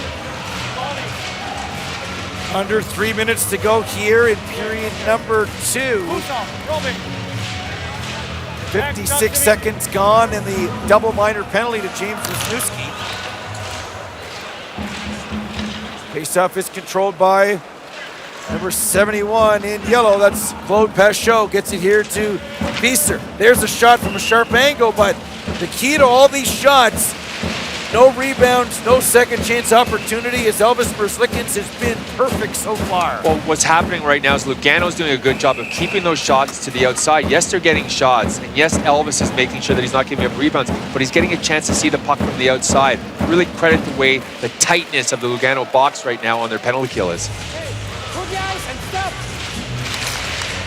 Face-off is won by Gregory Hoffman, and it's shot down the ice. As chasing this one is big Ryan Gardner, number 51. But isn't it always about face-offs on the power play? Lugano winning 2 consecutive draws. Puck goes back to the defenseman, clear the zone, force Davos to set up all the way back in their own zone. Robert Kusel in over the line. Dishes it there for Noah Schneeberger. He gives it away, and there's big Ryan Gardner, the Toronto native. Hammers it down the ice. Tick-tock goes the Wisniewski clock as the first minor's almost over. And after the puck is Per Ledeen. Gets it for Tuomo Ruutu. He loses it to Walker, who loses it back to Ruutu. Here's Dario Simeon twisting and turning in front of Steve Hershey. Over to Pete Forster on the far side. The first minor is over to James Wisniewski. Per Ledeen in the circle. Back to Ruutu. Rink wide for Ambule. In front of the net. Ledeen can't get a stick on it. Forster keeps it in. Or does he? No, he has second thoughts and brings it back himself to center ice. Forster in over the line. Under 90 seconds to go in period number 2. Coughing up the puck there is Philip Fuhrer. Luckily for Lugano, however, Sanitz gets it out down. And just as easily as 4 coughed it up, the puck went right to Tuomo Ruutu. He coughed it up. The puck then went back to 4, and Lugano able to clear the zone. Andreas Ambule gains the zone. Feeds Noah Schneeberger. Has the puck in the far corner, being watched by Ryan Wilson. Wilson, the former Colorado Avalanche, St. Michael's Major, and Sarnia Sting. 6 years where played for Colorado, over 230 games, was a regular for much of that time. As Robert Kusel has the puck, we're in the last minute of play in our second semifinal. Enzo Corvi back behind the net, out in front, oh, off the goalpost. Robert Kusel had Merzlikins beat, but he hit the post. Pachot with a shot. Went off the stick of Elvis Merzlikins and out of play. And Kusel had Davos' first goal. You're going to see it right here. Watch 13 to the left of the screen. He waits. He's going to see the pass coming right here, but watch him just find the hole. It's all about giving the puck carrier time. Allow yourself to find that hole. A great pass out, and it looked like Kusel had Davos' first goal on a stick, but an outstanding save again from number 30, Elvis Merzlikins, in the Lugano goal. Face-off is coming to Merzlikins' right. 22 years of age, third-round pick in 2014 of the Blue Jackets. Once again, Lugano with a defensive zone penalty kill win. And Gregory Hoffman, again, outstanding in the face-off circle on this 4-minute penalty kill. 3 draws he's won, all to the right of Merzlikins. Here comes Robert Kusel to Enzo Corvi. In over the line, flips it to himself. Loses the handle, kept in by Kinchy. Under 10 to play in the period. Comes to our third goal scorer, Alessandro Chiesa. And he'll just kill the clock as the period is over. everything going Lugano's way right now, Doug. They lead 3-0. Absolutely. This was an interesting period. Things looked like they could get out of hand. It got rough at times. Benches were fiery. Players looked like they were considering dropping the glove, something we don't often see here in European hockey, but Lugano looks to be in complete control of this game as we go into the third period. Davos has only 12 shots on goal. You can't win a hockey game with 12 shots after 2 periods.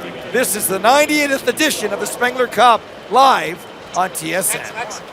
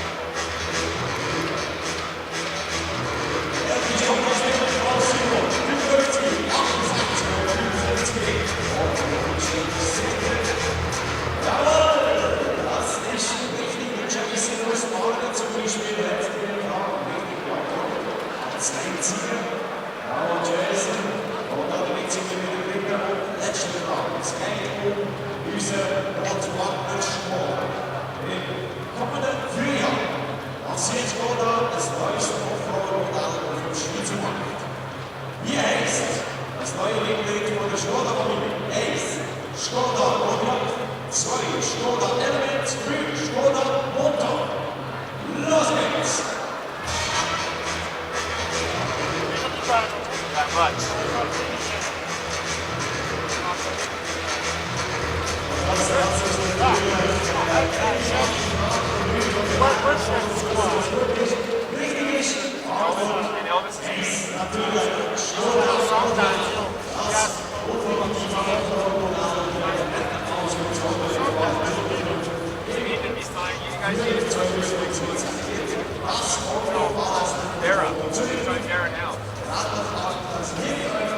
I think they are expressed about that.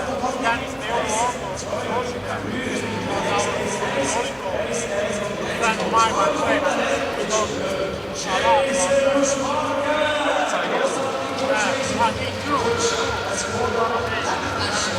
don't know. The problem is with Ross is really good. 14 in a row.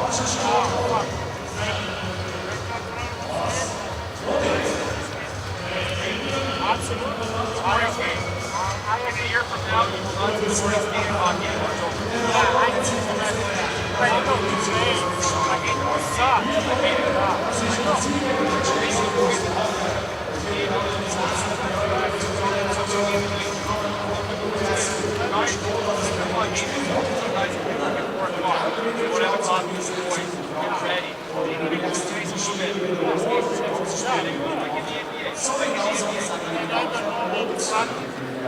They come in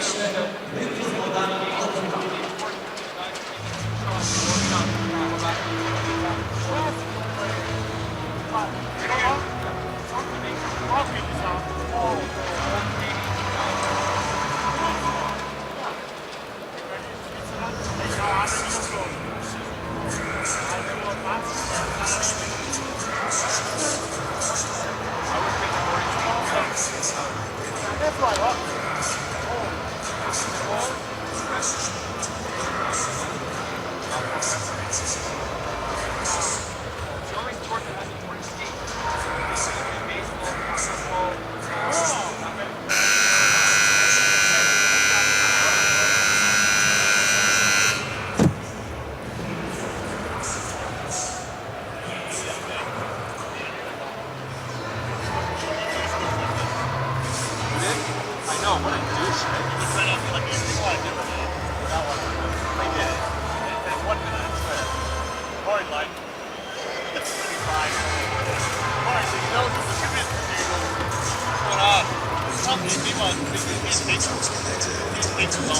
So what happened? Huh? What happened? I don't know. Something happened to me. I think he was all gassed up. He's got that bleed. He's got the foul on it. They're watching this in Whistler. Good. Look, guys just sent me a picture. My buddies are in Whistler. Watching.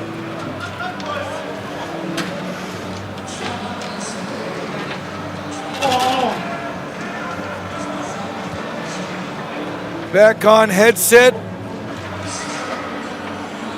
Check 1, 2. I'm up here in mission control.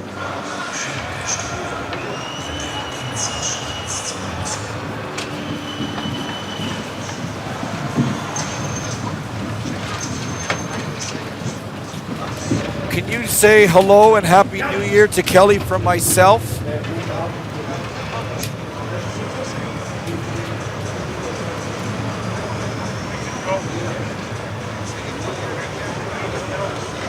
I said Carrie, tell Carrie Merry Christmas, Happy New Year.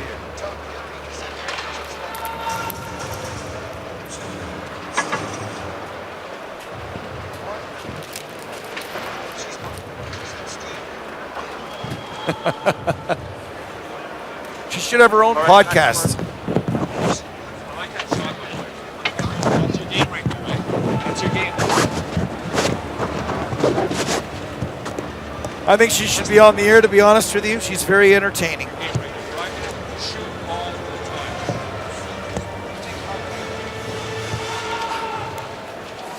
Can she hear me right now? I'm not letting you off the ice.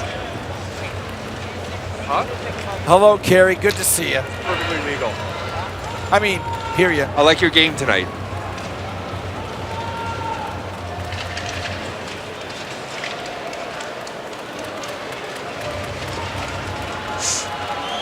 Cooley, you sound great tonight.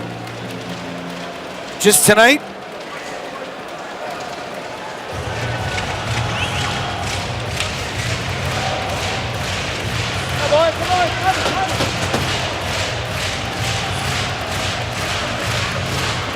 Welcome back to the Vail Ant Arena. TSN's continuing coverage of the 90th Spengler Cup 2016 edition here.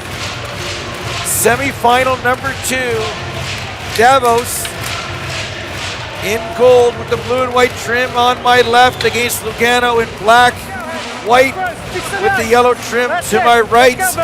Lugano 3, Davos no score, as the second minor penalty to James Wisniewski is now over. The power play didn't produce anything, Doug. Icing coming up here against Davos, and they've got a lot of work to do if there's going to be a miracle on Manchester type comeback. They do. They had the one good scoring chance from Kusal, the point blank shot that Merzlikins made the toe save on, but apart from that, really nothing at all. It looked like they were frustrated. I think they're still trying to get past what Max Lapierre was able to do to them. I mean, look, he did it in the National Hockey League. He's doing it here. He rattled them. You could see them lose their focus and concentration as a result. If this score holds up, it will be a rematch of last year's final. Team Canada, last year led, of course, by Guy Boucher, who's now in Ottawa. George McPhee in Las Vegas. Tom Pyatt, who's joined Guy Boucher in Ottawa. Corey Conacher's gone to Tampa Bay. It'll be a rematch. This year with Sean Burke running the show, Luke Richardson at the helm, Zach Fucali between the pipes, Mason Raymond and company. I mean, on paper, it's got the matchups and storylines, including Elvis Merzlikins, who came oh so close a year ago. You're absolutely right. Merzlikins was a difference maker, kept that game close, and we went right down to the end. Tremendous finish in that hockey game before Guy Boucher's Canada won it. And if Lugano get through, expect another tight game tomorrow afternoon. That was a fun, amazing finish a year ago. How time flies as we're back here for my second and your 12th Spengler Cup. It all started outside in 1923 in those old pictures and paintings, I'll tell you. To think what the goalies wore in 1923, including the one picture we saw where a goalie had headgear, but it was a visor. And by a visor, I mean something you'd wear by the pool in Bermuda to keep the sun out of your eyes. Wasn't that great when we saw that after the game last night? All the old archival photos of the Spengler Cup dating back 90 years, and it was amazing how they were dressed. Not only that, remember the boards, they were only about 6 inches high at that time as well.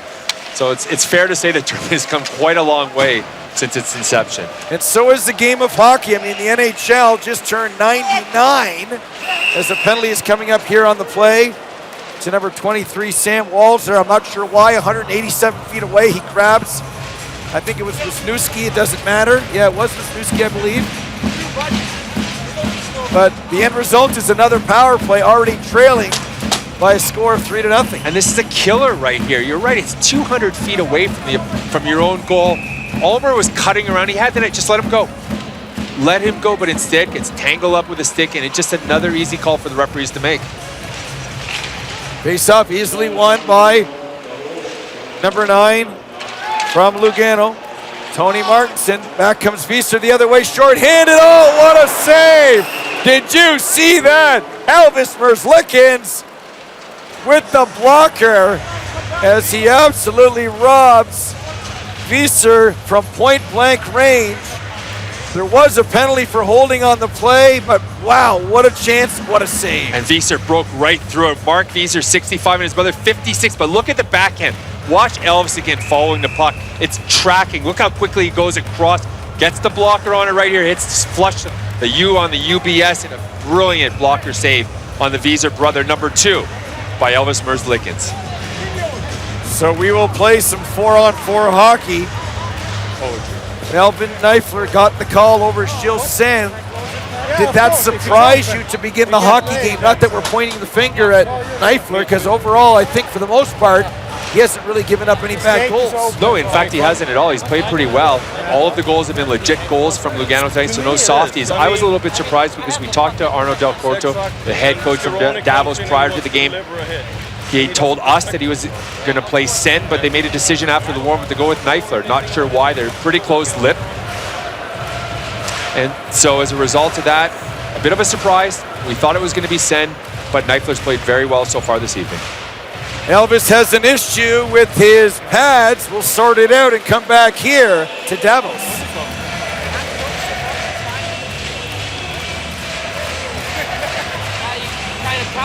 That's not really my fault, right? When you go in lead with your head, Yeah, no problem. you run the risk to get hit there, right? And, that's going to be an interesting discussion. Are they gonna review it? All those hits are being reviewed. All players that being injured, not coming back, is being reviewed. For player safety, the way it should be. All right.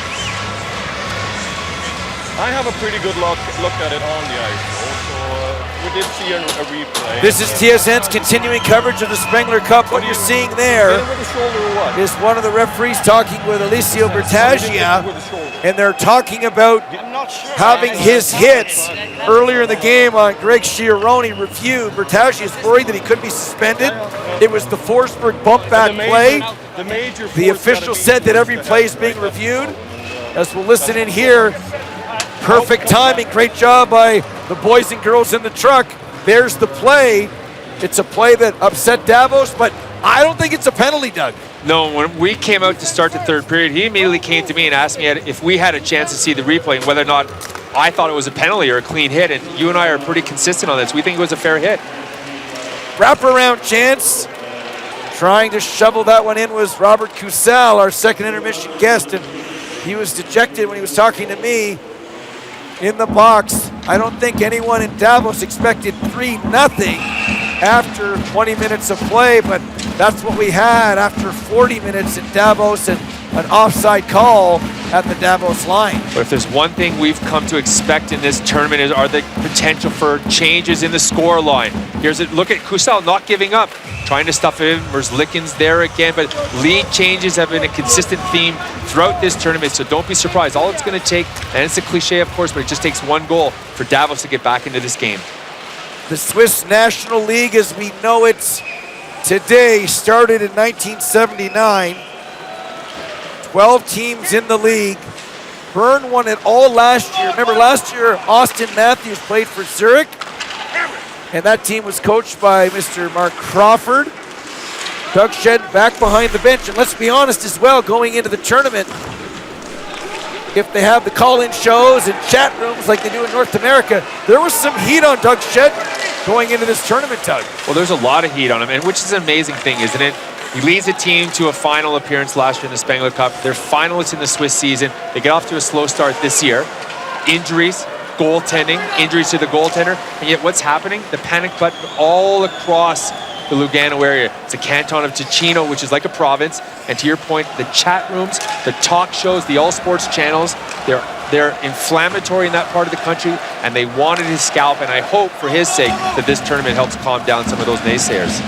Well, it's so far so good. We know Doug Shed as a player and as a coach, and this record speaks for itself, as he will have another chance at Team Canada at the Spengler Cup. I mentioned how close that game was last year. So Doug Shedden, if the score holds, will have another chance. Here's Hoffman with a chance. Oh, what a chance there for Gregory Hoffman, but Melvin Neifler robbed him from in close. He did, and Schneeberger fell, lost the puck. Hoffman right on top of him, darted in, but Neifler stayed tall in his goal and made the save. Under 16 minutes to go here in the period. There's a shot from long range that Elvis Merzlikins easily covers, and here's another look at the Hoffman chance. Well, a spinorama loses footing. Schneeberger, number 32, tried a spin move as the last man back, lost the puck. Hoffman gained it, came right in, tried a quick snapshot. He's got a very good shot. I've been a little bit hard on him tonight because I thought he's relied too much on a slap shot. There, a quick snapshot, but Neifler made the save with the upper part of his body. Face-off controlled by Lugano. Puck is rimmed around the boards where it's kept in by Marco Forer. He throws it back in behind the net. Fieser gets in front for Walzer on the backhand. He's hauled down. Sam Walzer almost broke the Elvis Merzlikins goose egg. as the puck is touched by Alessio Bertaggia, and there's going to be a penalty coming up on the play. I think Luca Fazzini is going to get the box. Yeah, and he got turned inside. You're going to see it right here. Walter danced through Fazzini and ate Hershey, and here's a cross-check coming right here. Prevented a better scoring opportunity. This is a good defensive penalty. Although he lost his man earlier on when Walter went through he and Hershey, he pivoted across and helped save that scoring chance. Following on Twitter, of course, and fans have their say.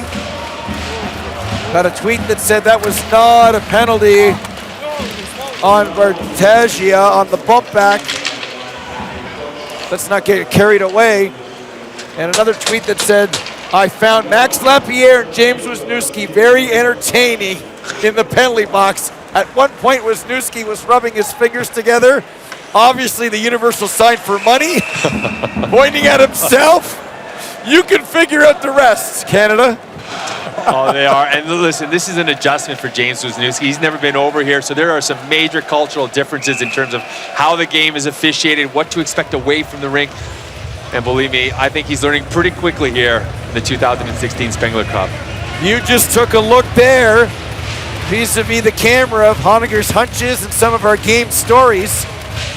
And the hunches have been, well, crystal ball-like. It seems that perhaps you can predict the future because many of them over the course of the week have come true. Well, I thought that Doug Shedden had something to offer in tonight's game, and I think we're seeing that. He's really come out with a good game plan. And Ryan Vesey, I think this is the most interesting one. We talked about him replacing Damien Brunner. We saw it already with that beautiful pass to Berglund, setting up Lugano's second goal. And then, you know what? The rivalry aspect, doesn't it always end up involving some kind of an incident? We saw that as well. The unfortunate injury to Lucas Chironi, the hit from Bertaggia, but it gave us the intensity that we're always looking for in a rivalry game. Play comes in over the line, offside. Can you believe it if you're Damien Brunner, 30 years of age, from Zurich, over 120 games of NHL experience. He was a UFA out of Europe that Detroit signed that went to New Jersey. Had he handled the situation better, maybe he'd still be in the NHL. Who knows? No Damien Brunner, no problem for Doug Shedden and Lugano. Wow. No, and that's, you know what, and that's just called playing with your lineup. Brunner's out, Vesey goes in and sets up Berglund with a beautiful cross-seam pass. One guy goes down, and it's the next man up for Lugano. Here's Enzo Corvi in over the line. You're just joining us. Lugano in black, leading 3-0 against Davos in gold. And the championship game is Saturday, 6 a.m. in Toronto, 3 a.m. Pacific time, right here on TSN. Here's Bertaggia, one-on-one against Pachot. Let's a shot go, he scores! What a shot by Alessio Bertaggia! 4-0 Lugano. Steve, let me tell you something. When the period started, Bertaggia came over to me and asked me about the hit. And he said, what do you think about my game? I said, what I like about your game is that you're feisty, you're aggressive, you skate well, but I'd like to see you shoot the puck more. He says, I promise you I'm going to shoot every opportunity I get here in the third period. And watch this. Turnover on the blue line, nice pass from Gregory Hoffman, 15 to Bertaggia. Look at this. Pull up, doesn't play around with it, snapshot, beats Neifler high on the blocker side, exactly like he told me he was going to do before the start of the third period. Well, for Alessio Bertaggia, the 23-year-old, remember, he spent 2 years in Brandon, 1 in Spokane of the Western Hockey League, 53 goals in just over 100 career WHL games. That's not bad. This is his third year here with Lugano. Concerned about the check that he threw to Chiaroni. I like that. But that's a skilled play, dancing around, and I call it the NHL shot. We've seen a few of those types of goals stepping off earlier. That's an NHL shot. And we saw one right there as that one picked the far corner. And so often what people are starting to do over here in Europe as well is when they look at guys' capacity to shoot the puck, they measure it against the National Hockey League. And the scouts over here and coaches, they always say, does he have an NHL shot or not? And that's exactly what Alessio Bertaggia showed on that goal. Under 14 to play here in the third period. Davos is going to need a miracle comeback right now if they want to get through Elvis Merzlikins and company. There's Elvis steering one into the corner. Can't help but fall in love with Elvis with the way he has played so far again in this tournament, picking up where he left off last year as he picks that one out of the air and hangs on. So I just had Dario Bergler, 87 for Lugano, come by and tap me. He goes, so what'd you tell him in between periods? To shoot everything, right? Isn't that what you said to him? So now they're starting to give me a little bit of shtick about it.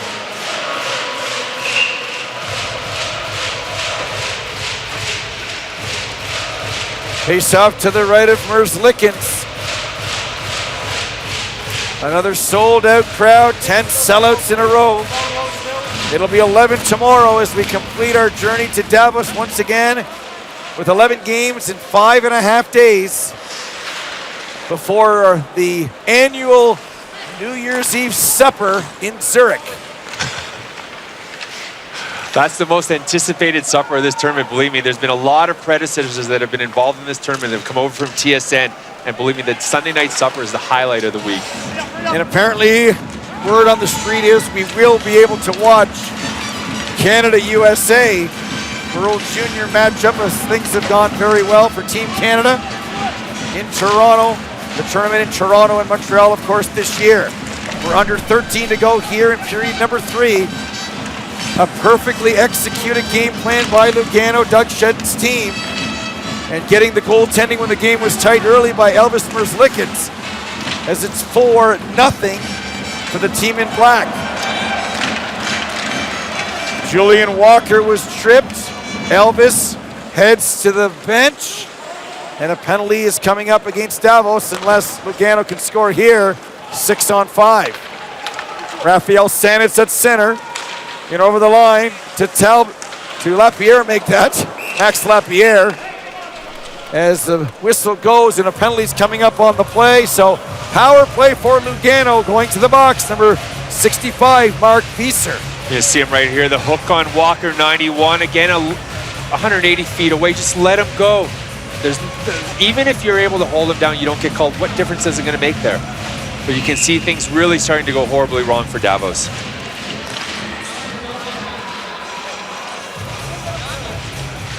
.11:53 on the game clock. Power play, Lugano. Blasted towards the net. Stopped and juggled there by Melvin Neifler. And he'll hang on. 7 seconds ticking away. This is a good opportunity. This is almost like a practice right now for Lugano on the power play. Haven't had a lot of time with number 93, James Wisniewski, playing on the first unit. Number 90 as well, Ryan Vesey in place of Damian Brunner. Treat this like a bit of a practice right now.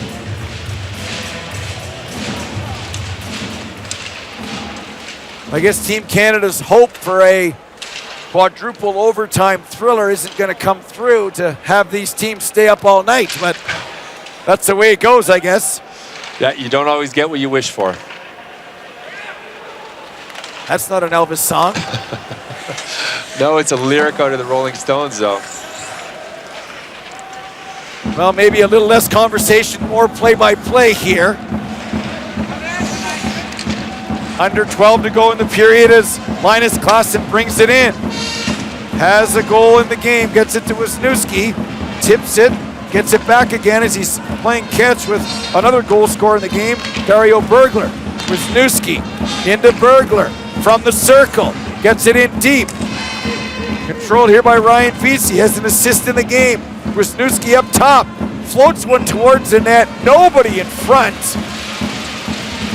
Melvin Neifler makes an easy stop, and we get a whistle with 10:50 to go. And that's not the shot that they wanted at all. Nobody in front of the net. It didn't really seem like they ever had a sense of calm right there. Although they set the puck up, they didn't really know what they wanted to do. And that's sort of why I referenced to treat that like a practice, because you can tell 2/5 of that power play unit not used to playing on it, Vesey and Wisniewski. So that power play gave them a chance to work on it, but the result really wasn't what they would have been hoping for. Faceoff is won by Davos. Pashot gets it to the line. Gardner has it, gets it in deep. Far side for Gregory Hoffman. Back to the point there for Fuhrer. Back to Hoffman with a shot. Layers in front of the net. That time there were 3. And it scoots out to center. I like that shot a lot better because, to your point, layers in front of the net, quick wrist shot from Hoffman surprised Neifler in the Davos goal. Schneeberger in his own zone goes to Pashot. He gets it up to Paraladine, who now heads to the bench. Under 20 to go in the minor penalty. As we approach the halfway mark of this semifinal, Zacharson, Lapierre with a shot. Fired it high over top of the net. Max Lapierre out in front. Neifler knocks it away as the penalty to Wieser is now over. He's out of the box if they can spring him, but they can't. Kept in. Lapierre with a shot, looking off Hoffman, and he lets it go as we get a stoppage with 9:45 to play here in period number 3. And there's Max Lapierre, number 25 for Lugano. Certainly made himself known throughout this hockey game. Defensive specialist as he was in the National Hockey League, but he's really gotten under the skin of this Davos team, something he was very well known for during his time in the National Hockey League. In 15 games this year going into the tournament, Lapierre with 3 goals and 6 points. Second round pick of Le Canadien in 2003. Officially 614 NHL games. Also playing with Vancouver, Anaheim, Pittsburgh, and of course, St. Louis, as icing is the call. Face-off back. This time to the left of Elvis Merzlikins as the Columbus pick is played very well, and he is going to be all set for a matchup with Team Canada tomorrow, and that will complete this edition of the Spengler Cup. Can't wait.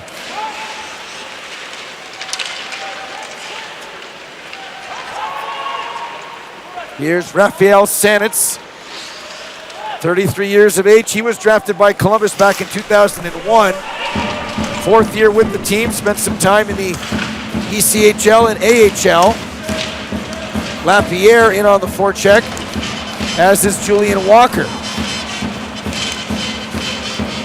Under 9 minutes to go now here in regulation time. Sanitz, one-timer, way wide, comes back out to center ice. Lapierre stays on the ice, cycles it into the near corner. He was tangled up there momentarily with Schneeberger and then heads to the bench. Ruutu drops it here for Andreas Ambule. Ambule and company would love to break the shutout at least.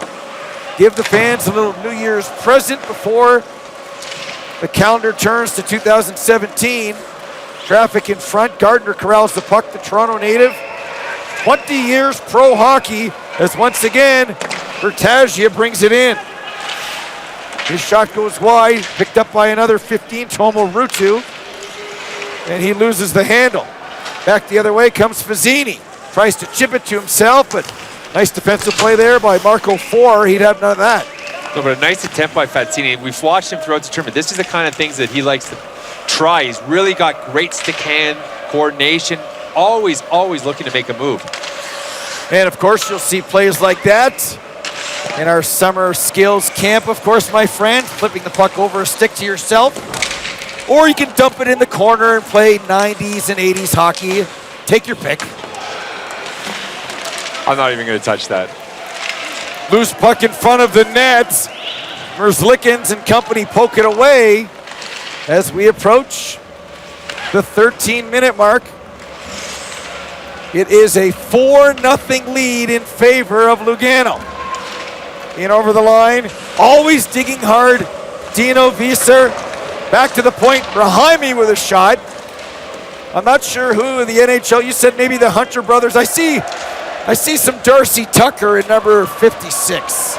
Great analogy on that one. You're absolutely right, but whoever they are, they never stop. They're down 4-0 right now. You look at them, they're playing like it's a 1-goal game, and their life depends on it. You gotta love the work ethic that 56 and 65 bring to the rink every day. We've been watching it for a number of years, and it's a treat.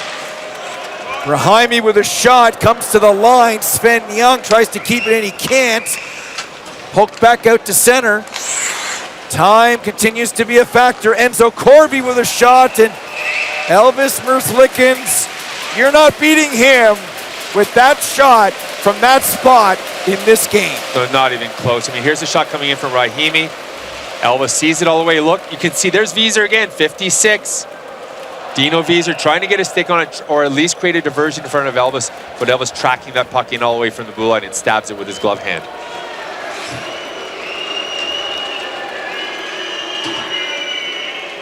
6:30 officially to go on the clock. And there's Elvis at it again. Cuddling the puck like a teddy bear with 6:26 to go. I mean, in the first period, there were some chances. After the game became 2-0, I mean, 12 shots, Doug. 12 shots after 40 minutes of play here in Davos is not good enough for Davos. No, it's not, but the change happened when it really started with Lapierre. He got into their heads and he changed the way they played. They got frustrated. We saw the bench getting angry. We saw players getting angry. Rahimi was playing really well until that point. We've hardly called his name since that time. Although it's not going to show up on the scoreboard, Max Lapierre has had a lot to do with changing the dynamic of tonight's game. Loose puck at center, ends up on, there it is, Max Lapierre's stick. And he fires it wide to the far side. Walker loses it near corner. Andreas Ambiel loses it to Walker. Here's Lapierre, oh, what a chance. He wanted that one bad. Max Lapierre in front of the net. Good save by Melvin Neifler to keep it a 4-0 game. Walker with a shot blocked in front. Sanitz is there. Under 6 to go here in the third. Now Lugano is having fun with Davos. Alexander Shiza loses it, and it's flipped over the glass. They're calling it a deflection. We get a stoppage with 5:22 to go. Just talking about the impact of Lapierre. Nice job behind the net. 91 Walker winning the puck, but watch Lapierre in tight. This is going to be a tough attempt anytime because short side already. The ice was cut right there. Then he still tried to go to his backhand. Knife were able to track him, follow him. Not a lot to do. Would have been better off trying to go over through the crease because he really had a limited angle coming off the way he did there. Face-off is controlled here by Pete Forster. Starts up the near boards, looking for Dario Simeon, too far. Bergler leaves it for Zacherson, back to Wisniewski. He can shoot the puck. Walked in front of the net there by Per Ledeen, and then ends up on the stick of Neifler, who hangs on. This game is coming to you live from the Vaillant Arena in Davos.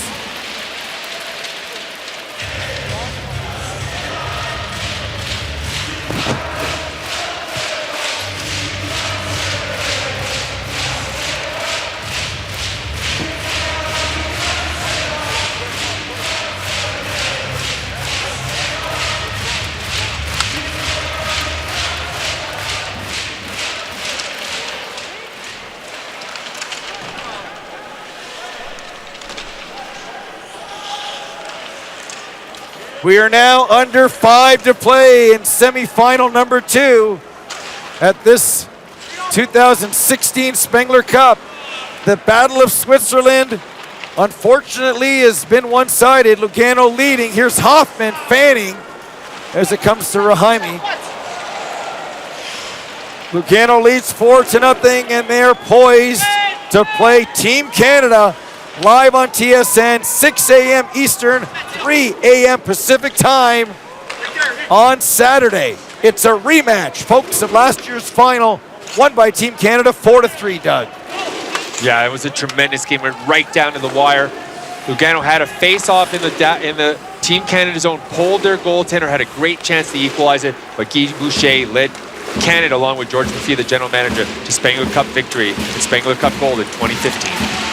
That was a lot of fun last year. We got a great championship game, and we hope for the same this year as Kinchy breaks his stick, and back comes Bertagia on the rush with Fazzini out in front, looking for Ryan Gardner.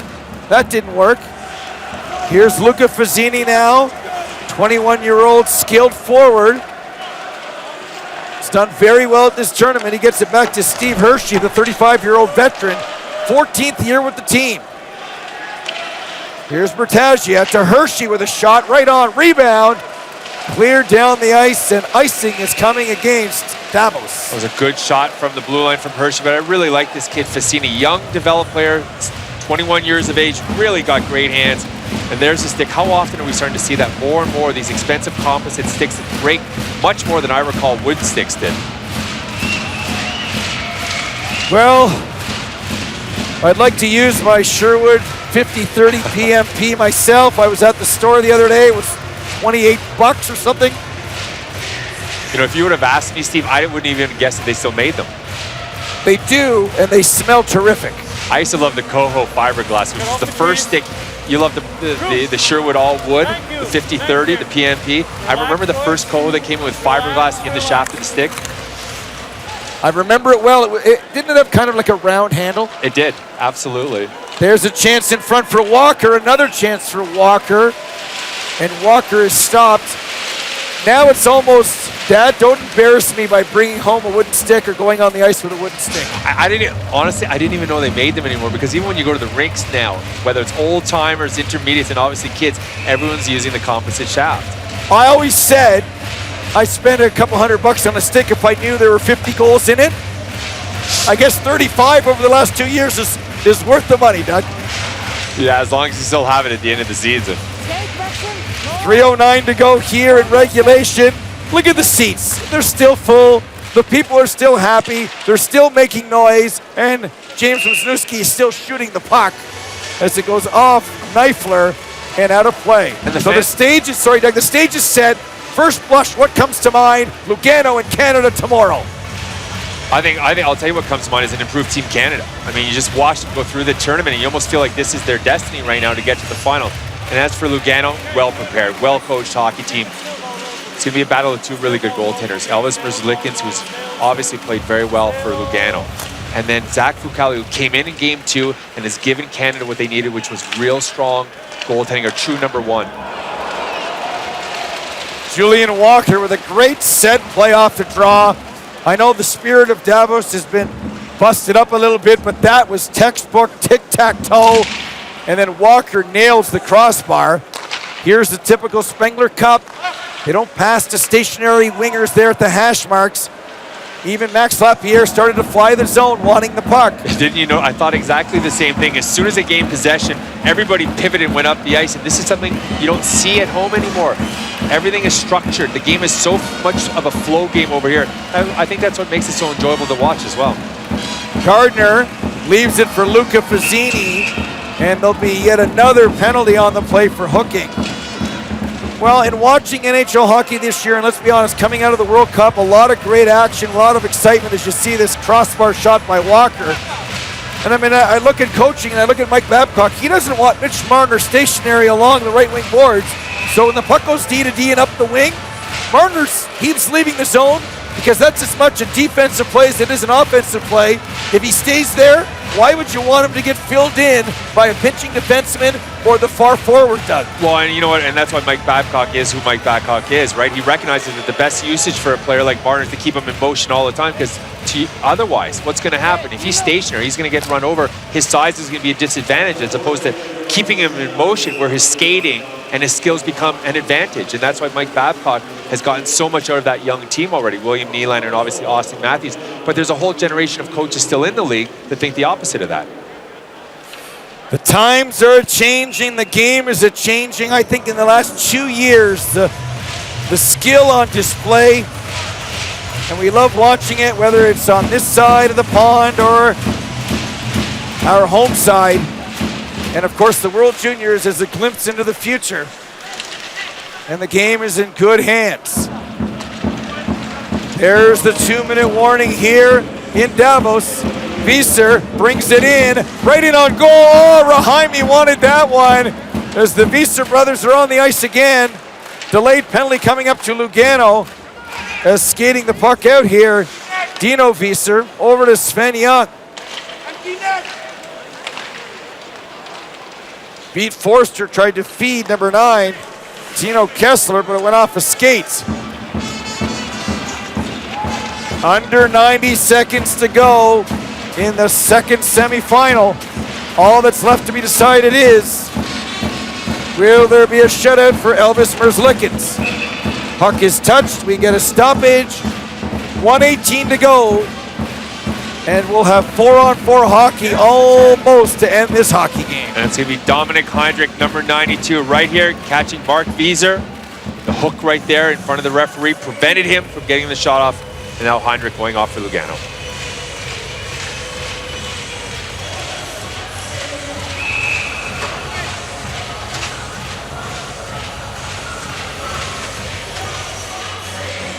There's a look at Doug Shedden. Always coaching, always ready. What specific game plan for tomorrow? Do you expect matchups? Anything we have to keep our eye on? Well, I think, first off, Sheds has coached Canada, so he knows what to expect. And the first thing, he knows that guys are going to be pumped. They're playing for a gold medal. They're wearing the Canadian jersey, so he's going to make sure that that's communicated to his team, recognizing that Canada is going to come out flying, as they always do in the final. I think, secondly, it's going to be attention to details and really conserving their energy, not wasting it at all, because let's be realistic here. The game is going to be over here. They're going to have a turnaround, probably about a 14-hour turnaround between, say, 10 o'clock tonight over here, and then they play at noon tomorrow, right? So the turnaround is going to be very important. They're going to want to make sure that the guys get the rest tonight as best as they can, but we all know that after games, it's not easy to get to sleep. Make sure the guys are really well hydrated. Make sure they're fresh as they possibly can before they play Canada tomorrow, because Canada comes into the game with an advantage. They're going to have about a 24-hour period in which to turn around from their semifinal victory today. And Lugano, you know, pretty much about half of that.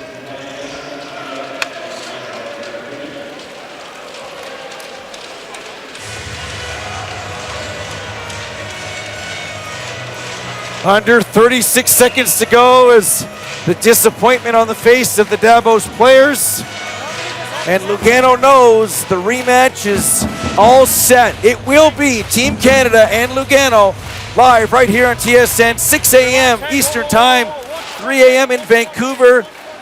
Elvis Merzlikins, Doug Shedden and company against Luke Richardson, Zach Fucali, Mason Raymond. We can't wait for that one. As the clock winds down here, the Battle of Switzerland dominated, Doug, by the team in black.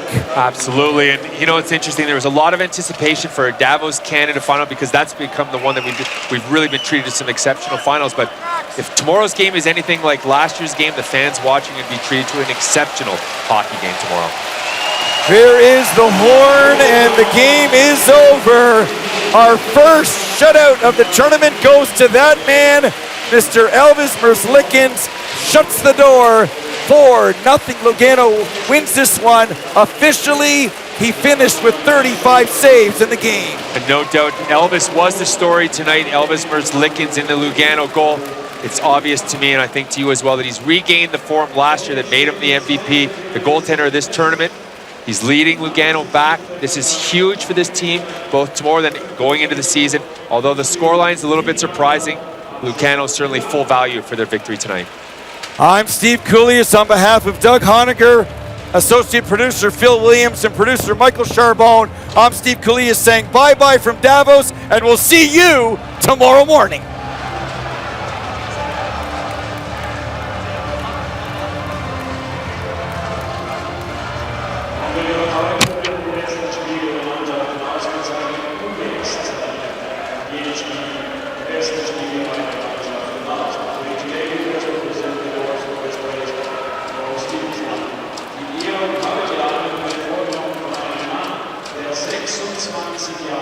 Den Spengler Davos stand und nach dem letzten Turnier in Jahr ein Manager weitergebracht. He wants tonight to be presented by a man who after 26 years is the president of the organizing committee of the Spengler Cup and retired after last year's tournament.